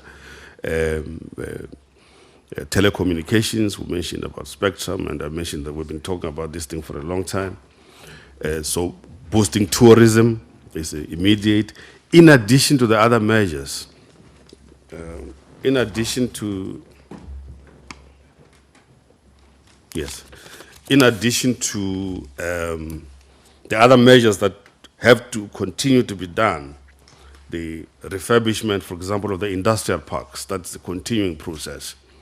But of course, having revamped an industrial park, it means that work has to start in attracting investment into those industrial parks, and which is the work of the premiers, MECs of economic development, mayors in many instances, and so on. But also, if you listen carefully to the budget speech, we're suggesting that by the tax measures we have taken, we're also contributing towards a jump start of the economy. And then there are other investments, whether it's SEZs, whether it's support for the motor industry development programs, and so on. Those things continue, and so on. The issue of unfunded municipal budgets is something that maybe the DG can deal with.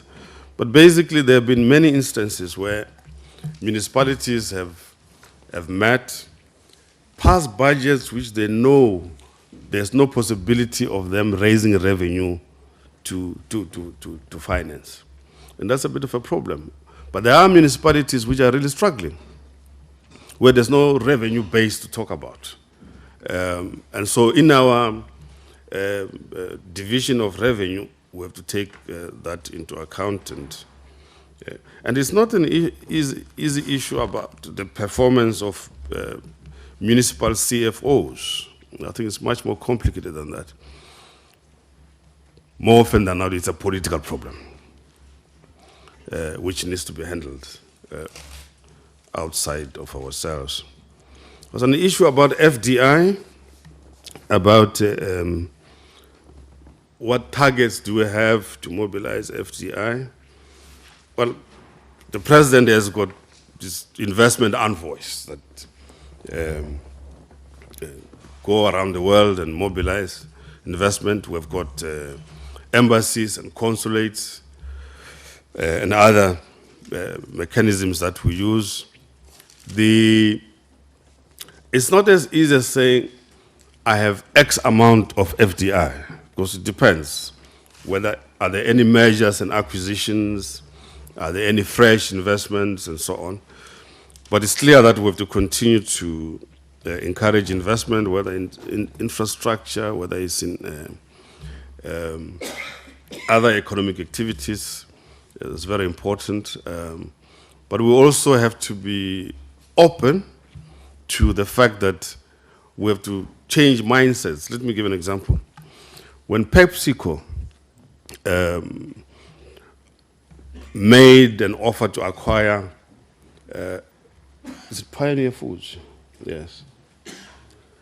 There was an immediate outcry that here's a multinational coming to take over a South African company. And there was talk about the danger of food security and so on.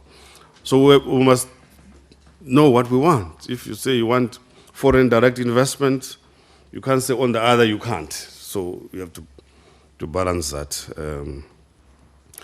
But primarily we have to mobilize domestic savings for investment, which is what we're doing. On the wage bill and the trade unions, I've spoken about that.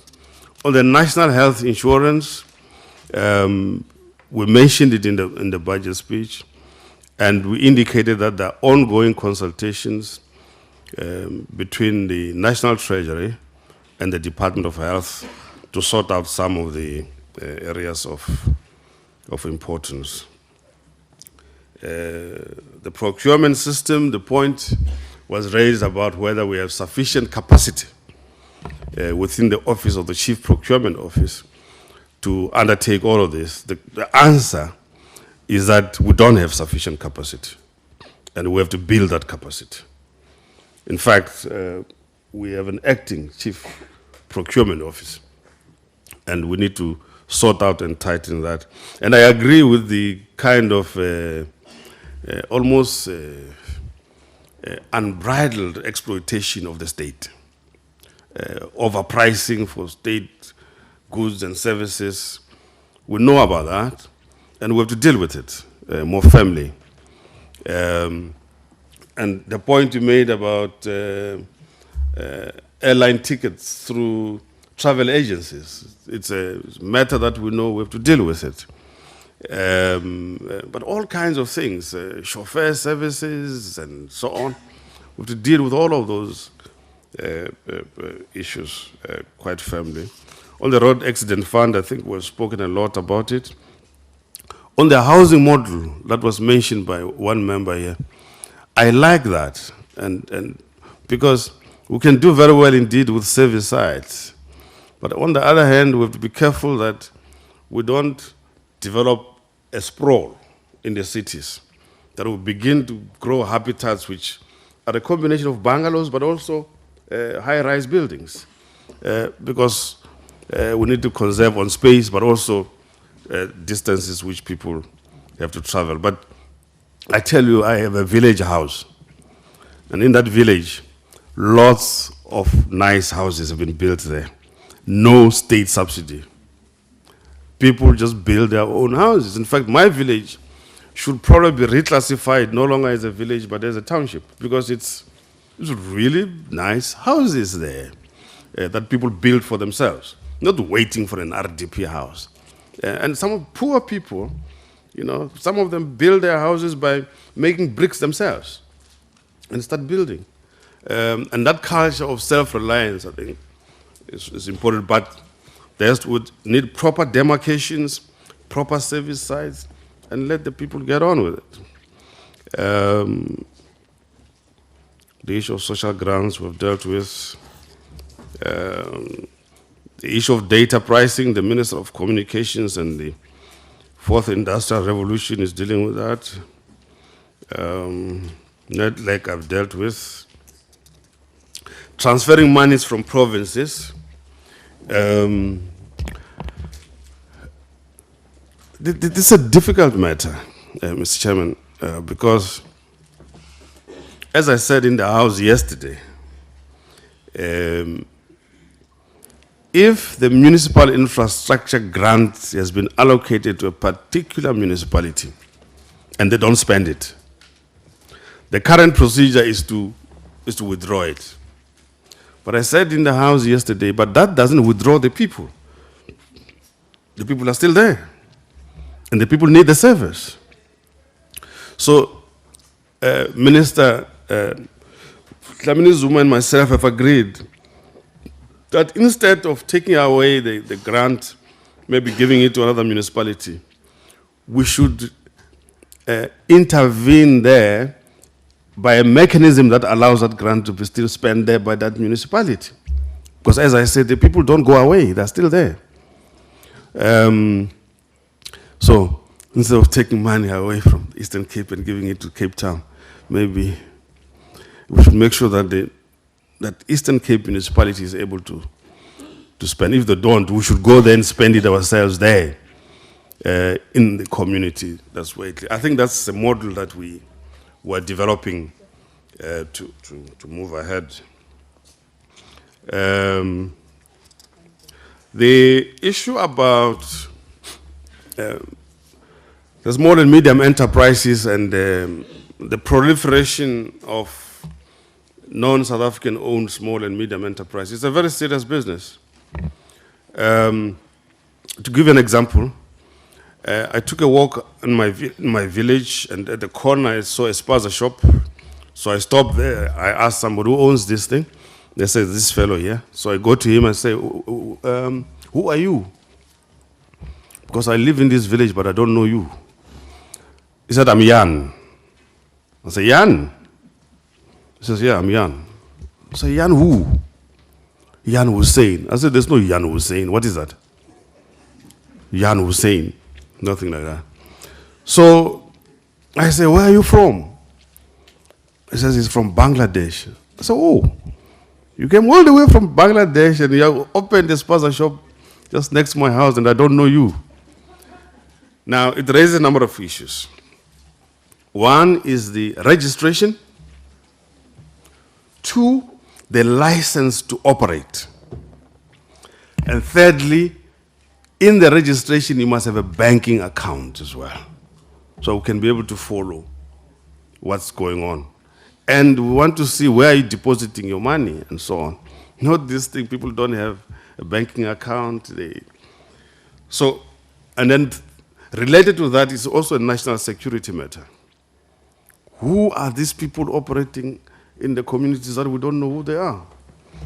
So that's been the issue of the outstanding land claims. I think it's a serious issue of process and the capacity within the state to implement this. On the contingency reserve account, we keep a specific amount allocated to the contingency reserve account in the event of contingencies. And they can be of different forms, whether it's previously, I think we've had a case where Eskom needed funds, or maybe where the disaster budget is not enough, we might need to use it, or one contingency of one sort or the other. At the moment, as you notice, it's only about 5 billion rand per annum for the next 3 years. That takes us to 15 billion rand. It's very small. For a country like ours, it's very small. So the bigger issue is about debt stabilization. What are we going to do about this? And debt stabilization will mean a number of things, and then Tsepiso can speak about this if she so wishes. One, it means containing our costs, so we don't have cost runaways. And those costs are in different ways, whether it's about medical, legal litigations, or it's about wastage and corruption, whether it's about all kinds of procurement systems within the state system, contain the cost. And once we have contained the cost, we're in a better position to invest in growth-enhancing investments. And it is the growth-enhancing investments which over time will also give us sufficient revenue that allows us to also begin to reduce the debt. But there are other debt management strategies that we can. But it also means controlling some of the big ticket items, whether it's about funding for state-owned enterprises, whether it's about our own remuneration costs, whether it's about, as I said, procurement and other things. But these big ticket items are a big problem, and we have to deal with them. And as I said, maybe Tebusi might want to say something about how debt restructuring and so on can operate. Rail police I've dealt with. Forecast errors. I agree there that a forecast is really not the same thing as a Sangoma prediction. Because, you know, what was his name? Never Die. Never Die was a very famous Sangoma in Zanin. I'm told you could predict. No, unfortunately, Never Die died. He died, shame. So forecasting is involves, obviously, you know, this system of equations, but the key thing is the assumptions that go into the model. Now, and the assumptions are based on what we know today, on what maybe the consensus view might be about maybe the projection on the oil price, maybe on this and that. That's why it's always important to say ceteris paribus principle. The ceteris paribus principle is very important because it says all things remaining the same. And as we know, things very rarely remain the same. And so when making the assumptions, we have to take fully aware of that. So there's always a danger that in the outer years we might get things wrong from time to time. And I don't think you should ban us at the stake for that. Even the IMF and the World Bank do sometimes also get it wrong. Performance bonuses, maybe DG can deal with that. But otherwise, those are the key issues that I picked up.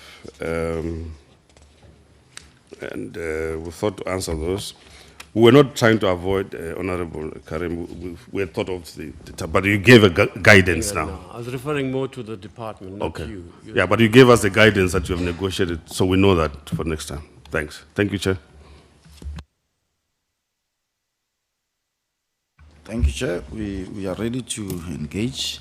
The performance bonus, just to start on this last point, it's not part, the question was it part of the 160? It's not part of the 160. These are other measures that obviously we could consider as we move forward in clawing back any possible savings that can be coming through from the wage bill per se. We can, on the question, there was a question about, I think it was from Honorable, Sheikh Imam about SAA, flying SAA. That's welcome, but we have to be careful in giving that instruction because we'll be flouting competition laws, and there is a precedent there, and we may not want to, but it's something that I guess we should encourage. I certainly would encourage my department without making it law, but it's something that we should consider. But again, we may have to tread carefully around the competition laws. There was in managing, there are a couple of questions around municipalities and the capacity there. The key issue insofar as municipalities are concerned, it's, we're talking about spending capacity. The capacity to spend is not the same. There is a very focused, considered program that we run in Treasury that support, municipalities, and where I think if we have to beef it up, there can be possibilities. We have had a meeting recently, Minister did mention, the Minister of COGTA. But again, at a technical level, there's an agreement that the support to those municipalities that do not or cannot have the ability and capacity to spend, we should find focused interventions that clearly will assist. There is the district development model. There was a pilot in OR Tambo. The district development model is a concept that obviously is being rolled out slowly. We're learning by default as we move along. It is important that we do that. We should also acknowledge, which is a key thing in terms of the model and the framework, that the legal arrangements and the legal framework also give certain powers. The budget documentation as we present it and the budget process as we put does not necessarily tie quite thinly and finely within the district development model, because we still engage departments, and the budget forum is not a district-based kind of process where municipalities or SALGA organized itself in that way, including consultations that we have with the different MECs for local government, and that has not come through in terms of how, from a technical point of view, we engage, whether at a budget council or budget forum, and the technical committee for finance. We obviously, as we move on, have to refine that for that alignment to happen, and it's quite important. When Ian presented the debt and the targeting of certain types, certain debt level, we're not doing that. I think we are more comfortable when debt stabilizes, but as it is now, and that's why we're putting it out to in this document, that debt is not stabilizing at some level. It is increasing, which is quite a challenge. And then we also outline the factors that makes that to be the case. And then we're saying, what do we then do? And that's why I think we are being open upfront and saying, is spending 46 Rand for every 100 Rand that we get as income the appropriate, which is essentially wage bill. And we think making interventions on the wage bill to essentially address this is an issue. NHI funding, NHI, is obviously a program that government is supported, and it's a program that we support. And currently, NHI is being rolled out through a direct conditional grant, an NHI grant.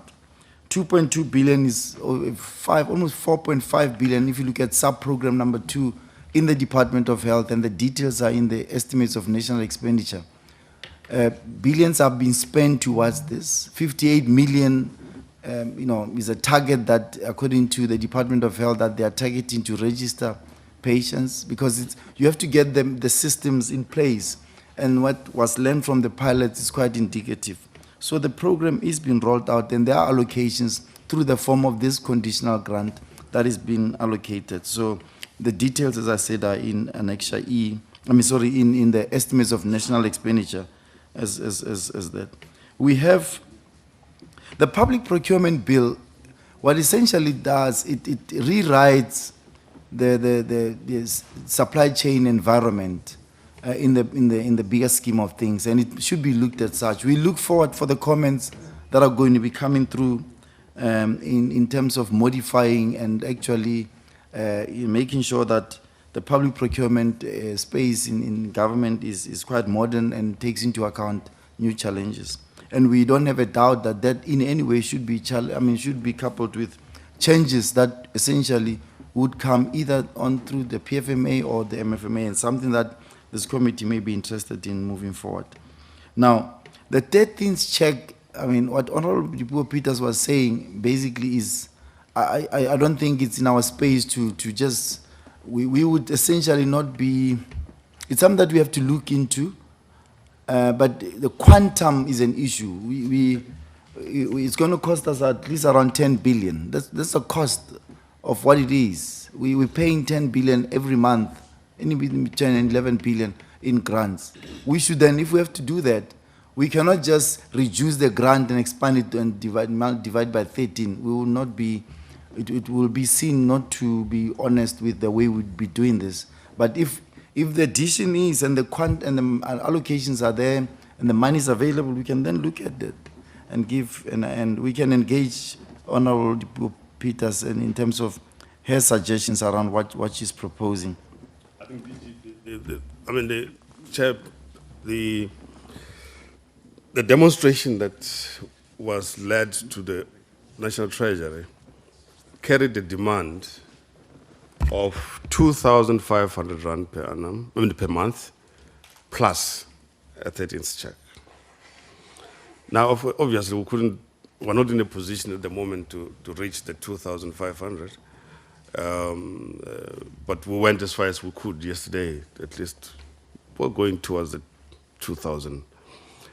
I think what we need to communicate to the public is that when the times are good, it should be possible from time to time to give some once-off adjustments or once-off payment to pensioners when the times are good, when the fiscal is in a better position. I don't see why we can't do that in the future. Something that we can debate, but to promise a 13th check in addition to what would have been given to people, I think might be not telling people the correct story. Thank you, Minister. The other important thing on the wage bill, I think the message and the narrative out there is being distorted in a way with what we read in the media. What we are doing is actually slowing down the rate of growth in total wage bill. We are not decreasing or cutting any wage. What we are presenting and what is in this budget is slowing down the rate. It is increasing. In year 1 of 2021, that's where the increase is 1.5. So it's still increasing, it's not reducing. In year 2 and year 3, it's inflation increases, 4.5. That is in these numbers that we presented.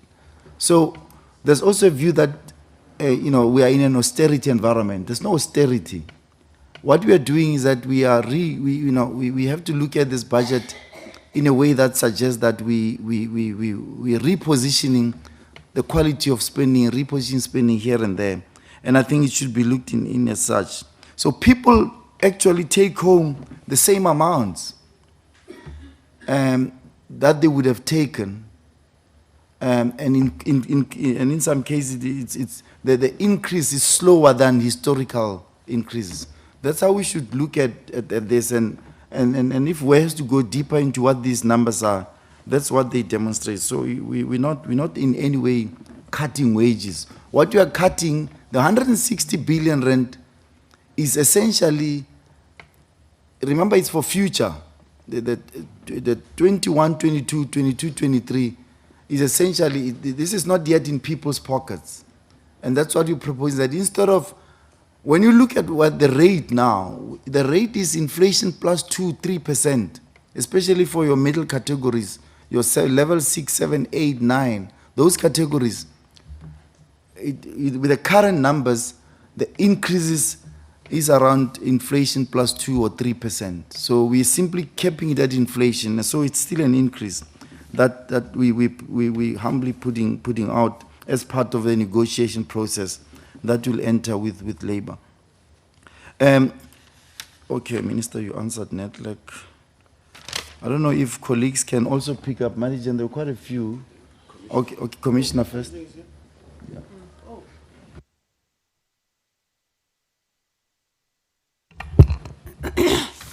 Okay, so the one thing I want to add is on the district model.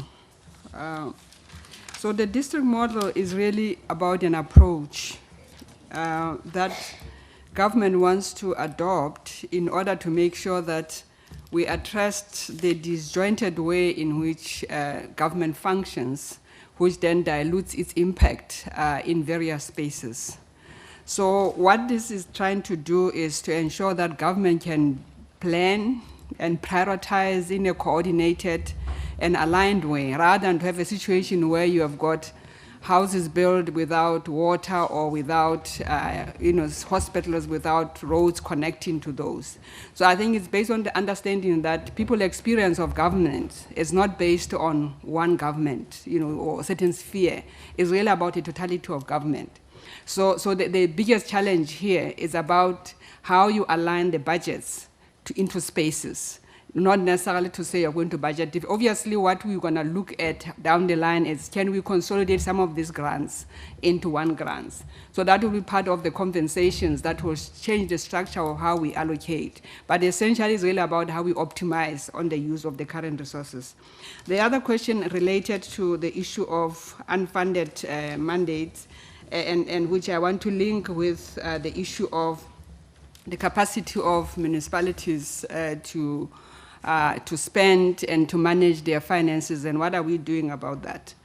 So we are doing a lot at the moment. I think that there is, we have got a two-pronged approach. The one approach is to support municipalities. We have got a municipal financial improvement program, and in addition to our oversight that we do generally, that actually aimed at supporting municipalities to ensure that we are getting funded budgets, they're addressing asset management and revenue enhancement and audit outcome and so on. So we have got this approach. But on the one hand, we also are driving enforcement. You know, like Minister has said, we have looked at unfunded budgets and said municipalities cannot continue to table the budgets that are deliberately unfunded. So hence, we enforced that. So those municipalities that still have unfunded budgets, after we have driven hard the enforcement, it's because those are the municipalities that you will find that they owe maybe Eskom and water board huge amounts of bills, which they are not able to cover in 1 year.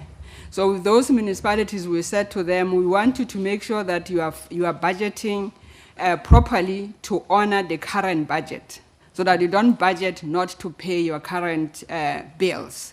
And then we can then be looking at how do we then maybe assist with the historical debt that some of these municipalities may not be able to address. But I think the whole idea is really around changing the culture of non-payment of services that has been the nature of these municipalities. But on the one hand, looking very hard in terms of how they contain their costs, because a lot of them, they have very high cost structure because of the bloated, for instance, organizational structure that they have with not sufficient skills that they have. So I think that is that, and the enforcement also is where we intervene if there is a need to intervene, as we are working together with, for instance, the large municipality like Mangaung, where there is an intervention, where we are looking at how we turn that municipality around for real. And the manner in which we are adopting that, we are beginning to really implement the law as it is required, because I think, as Honorable Eunice has said, we haven't always implemented the law to the letter in terms of driving this intervention. And we hope that with that, actually, will bring about a big change. So I think on the disaster, there was a question about the allocation per municipality. So we've got 2 or 3 grants in the system that talks to the disaster. There's on emergency housing, that is under the Department of Human Settlement. There's also provincial and municipal disaster relief grants, where when there is a disaster declared, there's an immediate response. So what we did was that on top of those grants, let us set aside around 500 million that will then begin to address part of the rehabilitation, because some of the provinces and municipalities that had floods, the disaster management unit is still assessing for rehabilitation. So we thought we needed to have some money that could then in year respond to those needs in addition to the existing allocations that we have. I think that's...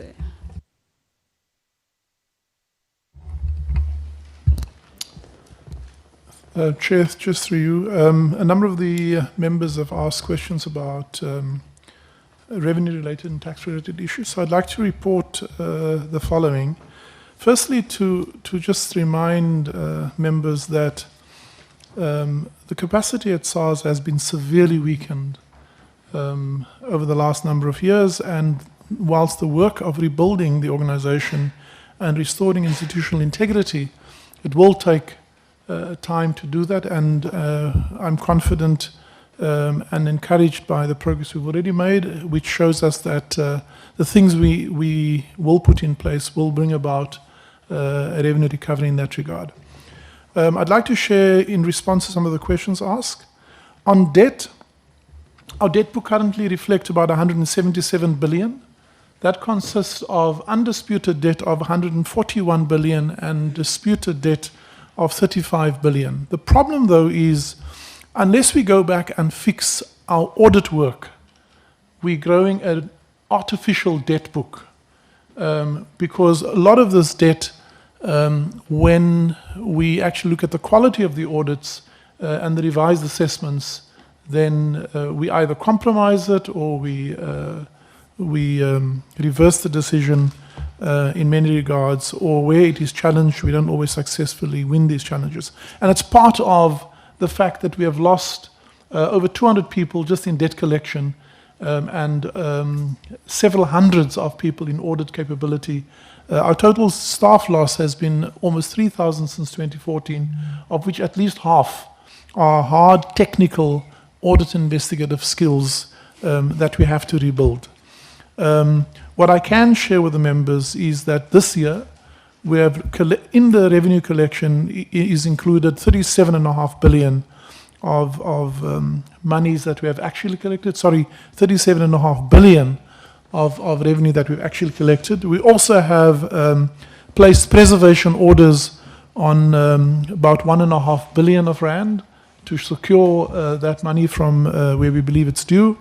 And then also large amounts of cash seized at specifically OR Tambo. The second issue deals with transfer pricing and multinationals. We are aware of the levels of abuse that takes place there. Again, it's a function of how effectively we reconstitute the large business center, how effectively we build the capability. But what are we aware of at the moment? Just in 2017, we're aware of 93 billion of funds that have flown off shore as a result of intergroup services between multinational companies and their local subsidiaries. Now, not all of that is illegitimate, but we're aware of the quantum. A third of that relates to interest deductions for loans that companies take through their parent companies in low interest rate, low cost of debt jurisdictions, and impose it on their South African subsidiaries. Again, all of that is not necessarily illegitimate, but it does create an opportunity for abuse, for high unhealthy leverage, and where there isn't always a solid commercial rationale for raising the debt, but clearly it is a way of eroding the local tax base and getting profits shifted from South Africa offshore. So it is on our radar. So we will address this in two ways.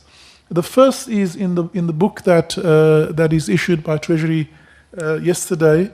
There is a focus on interest deductions to, in the meantime, limit the level of deductions that can take place. But the second is to build the capability to detect and to enforce our laws there. And so that is one area of work that is taking place at the moment. In terms of digital taxes, already we've introduced tax on e-services. There is currently also a debate at OECD level where SARS and National Treasury is represented to look at the taxation of companies like Amazon, Google, and companies that provide electronic services or digitally delivered service. The traditional nexus that creates taxable rights is physical presence. In an emerging world of online services, you don't need physical presence to deliver goods and services in a local jurisdiction. So the debate is about changing the nexus and creating taxing rights through other means. That is currently underway, and South Africa is a very active participant in defining what that would be. But I think it's also important to say that we have experienced a significant abuse of the VAT system. Just this year, we selected over 600 companies that exist with no intention to trade, with only the intention to defraud the system. 80% of them last for no longer than 4 or 5 months. They input VAT and then shut the company down. It's given rise an industry of creating VAT-registered companies and on-selling them. So these rogue operators simply buy a VAT company, they claim the input VAT for 4 or 5 months, and then shut it down, and there's no flip side then on output VAT. So huge VAT, just the actions we've taken this year have prevented refund outflows of over 600 million, and that's just the start of it. And so it's an area of focus. We will continue to amplify our efforts.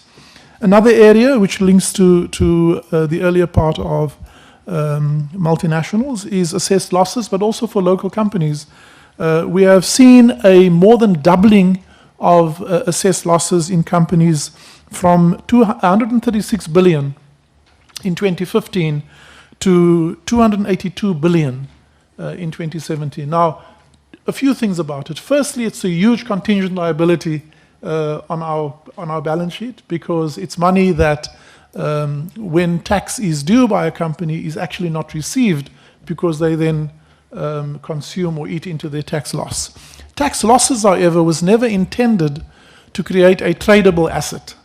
And so we find significant abuse. Companies reorganize themselves for no commercial intent, only to exploit a tax loss.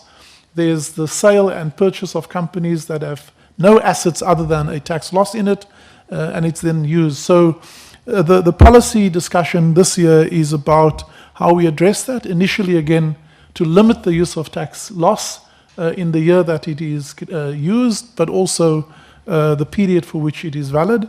And that is a discussion that will take place in the coming year, as indicated in this book.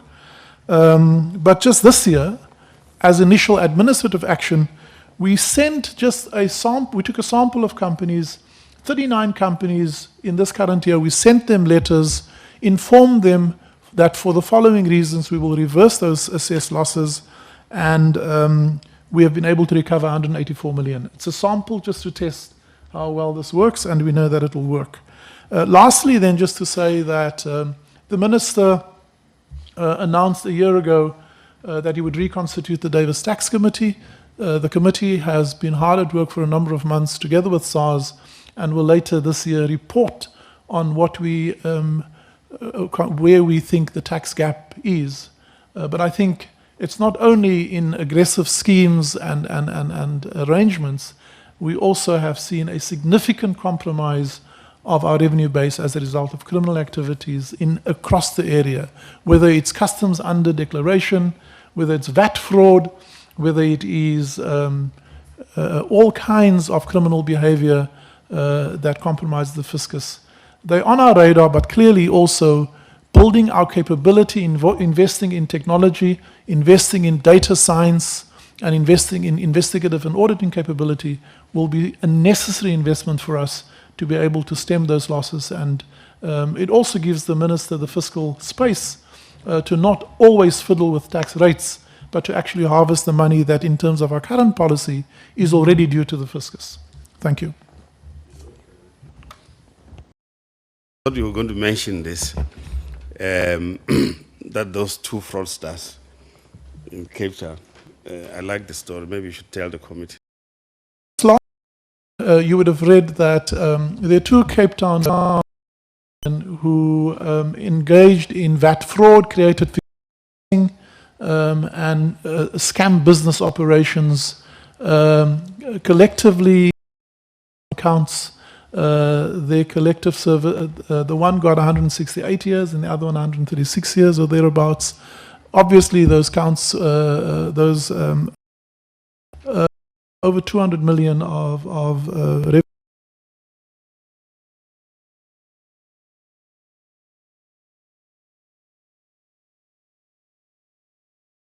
And 15 years. And there was a suggestion that when they die, we should keep their ashes for the balance of the time. The issue, though, is that last week are two of that we have had this year on VAT fraud. Chairperson and honorable members, the first question I'm going report on is the road accident fund numbers. So basically there's three types of claims. The first one will be the claims that are finalized but not yet paid by the road accident fund. And for 2019-20, the amount was 9.2 billion. And for us to pay that amount in full, we would actually need to increase the road accident fund levy by at least 50 cents. There are claims that are reported but not yet finalized, and those were 52.9 billion. If we had to finalize those claims in 1 year, we would need at least 250 from the fuel levy to pay off the claims. And the ones that are the biggest liability would that have not yet been registered but we think exist. So it's an actuarial estimate. It's about 340 billion in this year and rising to 600. Now to pay those, it will require a different change in the way we do the reps. That's why our committee on appropriations to help us in fast tracking the bill so that we can reduce the liability of REV. Now, the two questions on growth in terms of does the current growth estimate incorporate the tax relief? The estimates that we put in the budget incorporate all the tax proposals as well as the fiscal framework. So everything that is here is taken into consideration. The one thing that we did not take into consideration in the focus would be the impact of the coronavirus, because firstly, we don't understand how big the implication is going to be. But in the chapter, we have a scenario that looks at if things go bad, what will happen to our growth estimates. That's also in here to cater for that. But we do take into consideration the load shedding, and we say in the book that we expect it to last between 18 to 24 months. So the estimated forecast does include that. And then the question on the land claims, we agree that that was very slow, but this was because the department didn't have capacity to verify some of these claims. Therefore, National Treasury and GTEC assisted the department to streamline their processes, and the additional funds are just to fast-track the payments. And the last question I got from my side is whether we think PRASA should basically devolve the functions of providing the services to the provinces. I mean, in a general perfect world, that is a good thing, because you will have both the one agency doing the planning and the implementation. But I think for now, the department has hired an administrator to deal with process governance and their problems. So we might want to give them a chance to see if the systems does get improved, and then we can take it from there. But this is one of the conversations that we do have with the departments, especially looking at what impact this has in different parts of the country. So it's not a bad idea, but we can take it with the Department of Transport. Chairperson. Also, Tsepiso has got, yeah. On the floor, DG. Thank you. Chairperson, honorable members, thank you for the questions. One that relates to the work that I do would be on SAA. Why are we giving SAA 16.4 billion? I would like to take members slightly back in relation to how the 16 billion arose. As part of capacitating state-owned companies in the past, when they were still doing quite well, government would issue guarantees, and these guarantees would help those state-owned companies who are undertaking very strategic, important work in the infrastructure space, and yet their balance sheet would not be in a position to allow them to be able to borrow at reasonable rates. And therefore, with the government guarantee, what it does is that it reduces the risk premium that the lenders would then charge to the SOCs. But I think over the years, what has happened is that the guarantees have been requested not for infrastructure work that has developmental impact, but rather for consumption, for operational needs of entities, which is something that should not be encouraged. But of late, with the experience on companies, that has been the case. So SAA had legacy debt. This debt is old, it's not new. It's been sitting in their books. they are not able to pay it. It is guaranteed by the state. And it has gotten to a point where lenders are saying, we are no longer going to roll over this debt because this entity is insolvent. We want to be paid our money. And we could, honorable members, allow lenders to do that, but that would have a greater implication, not just for the guaranteed debt of SAA, but also how the guaranteed debt is viewed across other state-owned companies. And you would know that Eskom has some of the largest guaranteed debt in their books, and they are still relying on the financial markets to finance them. And beyond the 16 billion as it stands, it's going to settle guaranteed debt and interest cost. The arrival of the business rescue practitioner at SAA has also put a standstill to interest payments, which means that whatever interest payments are accruing are being currently capitalized and would have to also still be settled by the state. Beyond the 16 billion, there's also a mention that in the minister's speech of the restructuring cost. So the government has made a decision around what choice they would like, or rather the option they would like to see for SAA. Unfortunately, everything cost. That option has a price tag, and that price tag would be revealed soon. The business rescue practitioner is still finalizing the options, and once they have provided us with a plan that is approved by the shareholder and the creditors, there will be a price attached to that option, and that also still need to be funded. So the issue of cutting expenditure and not necessarily seeing the impact of the cut of expenditure is because it does get reprioritized to other things. Technically, as bureaucrat, we do have a view of what needs to happen, but at the end of the day, there's also political influence, political decisions that eventually give us a direction in relation to what they want to see. At the risk, there are definitely has been various turnaround strategies for SAA. They have not yielded anything. Of various experts in the field, aviation, and I believe that the funding and the request for funding, future honourable members, you might still come back and ask us, why are you giving, and this money could have been used for something else. On the issue of the Sovereign Wealth Fund, honourable member, absolutely, I mean, the indication that the government has indicated what they would like to do.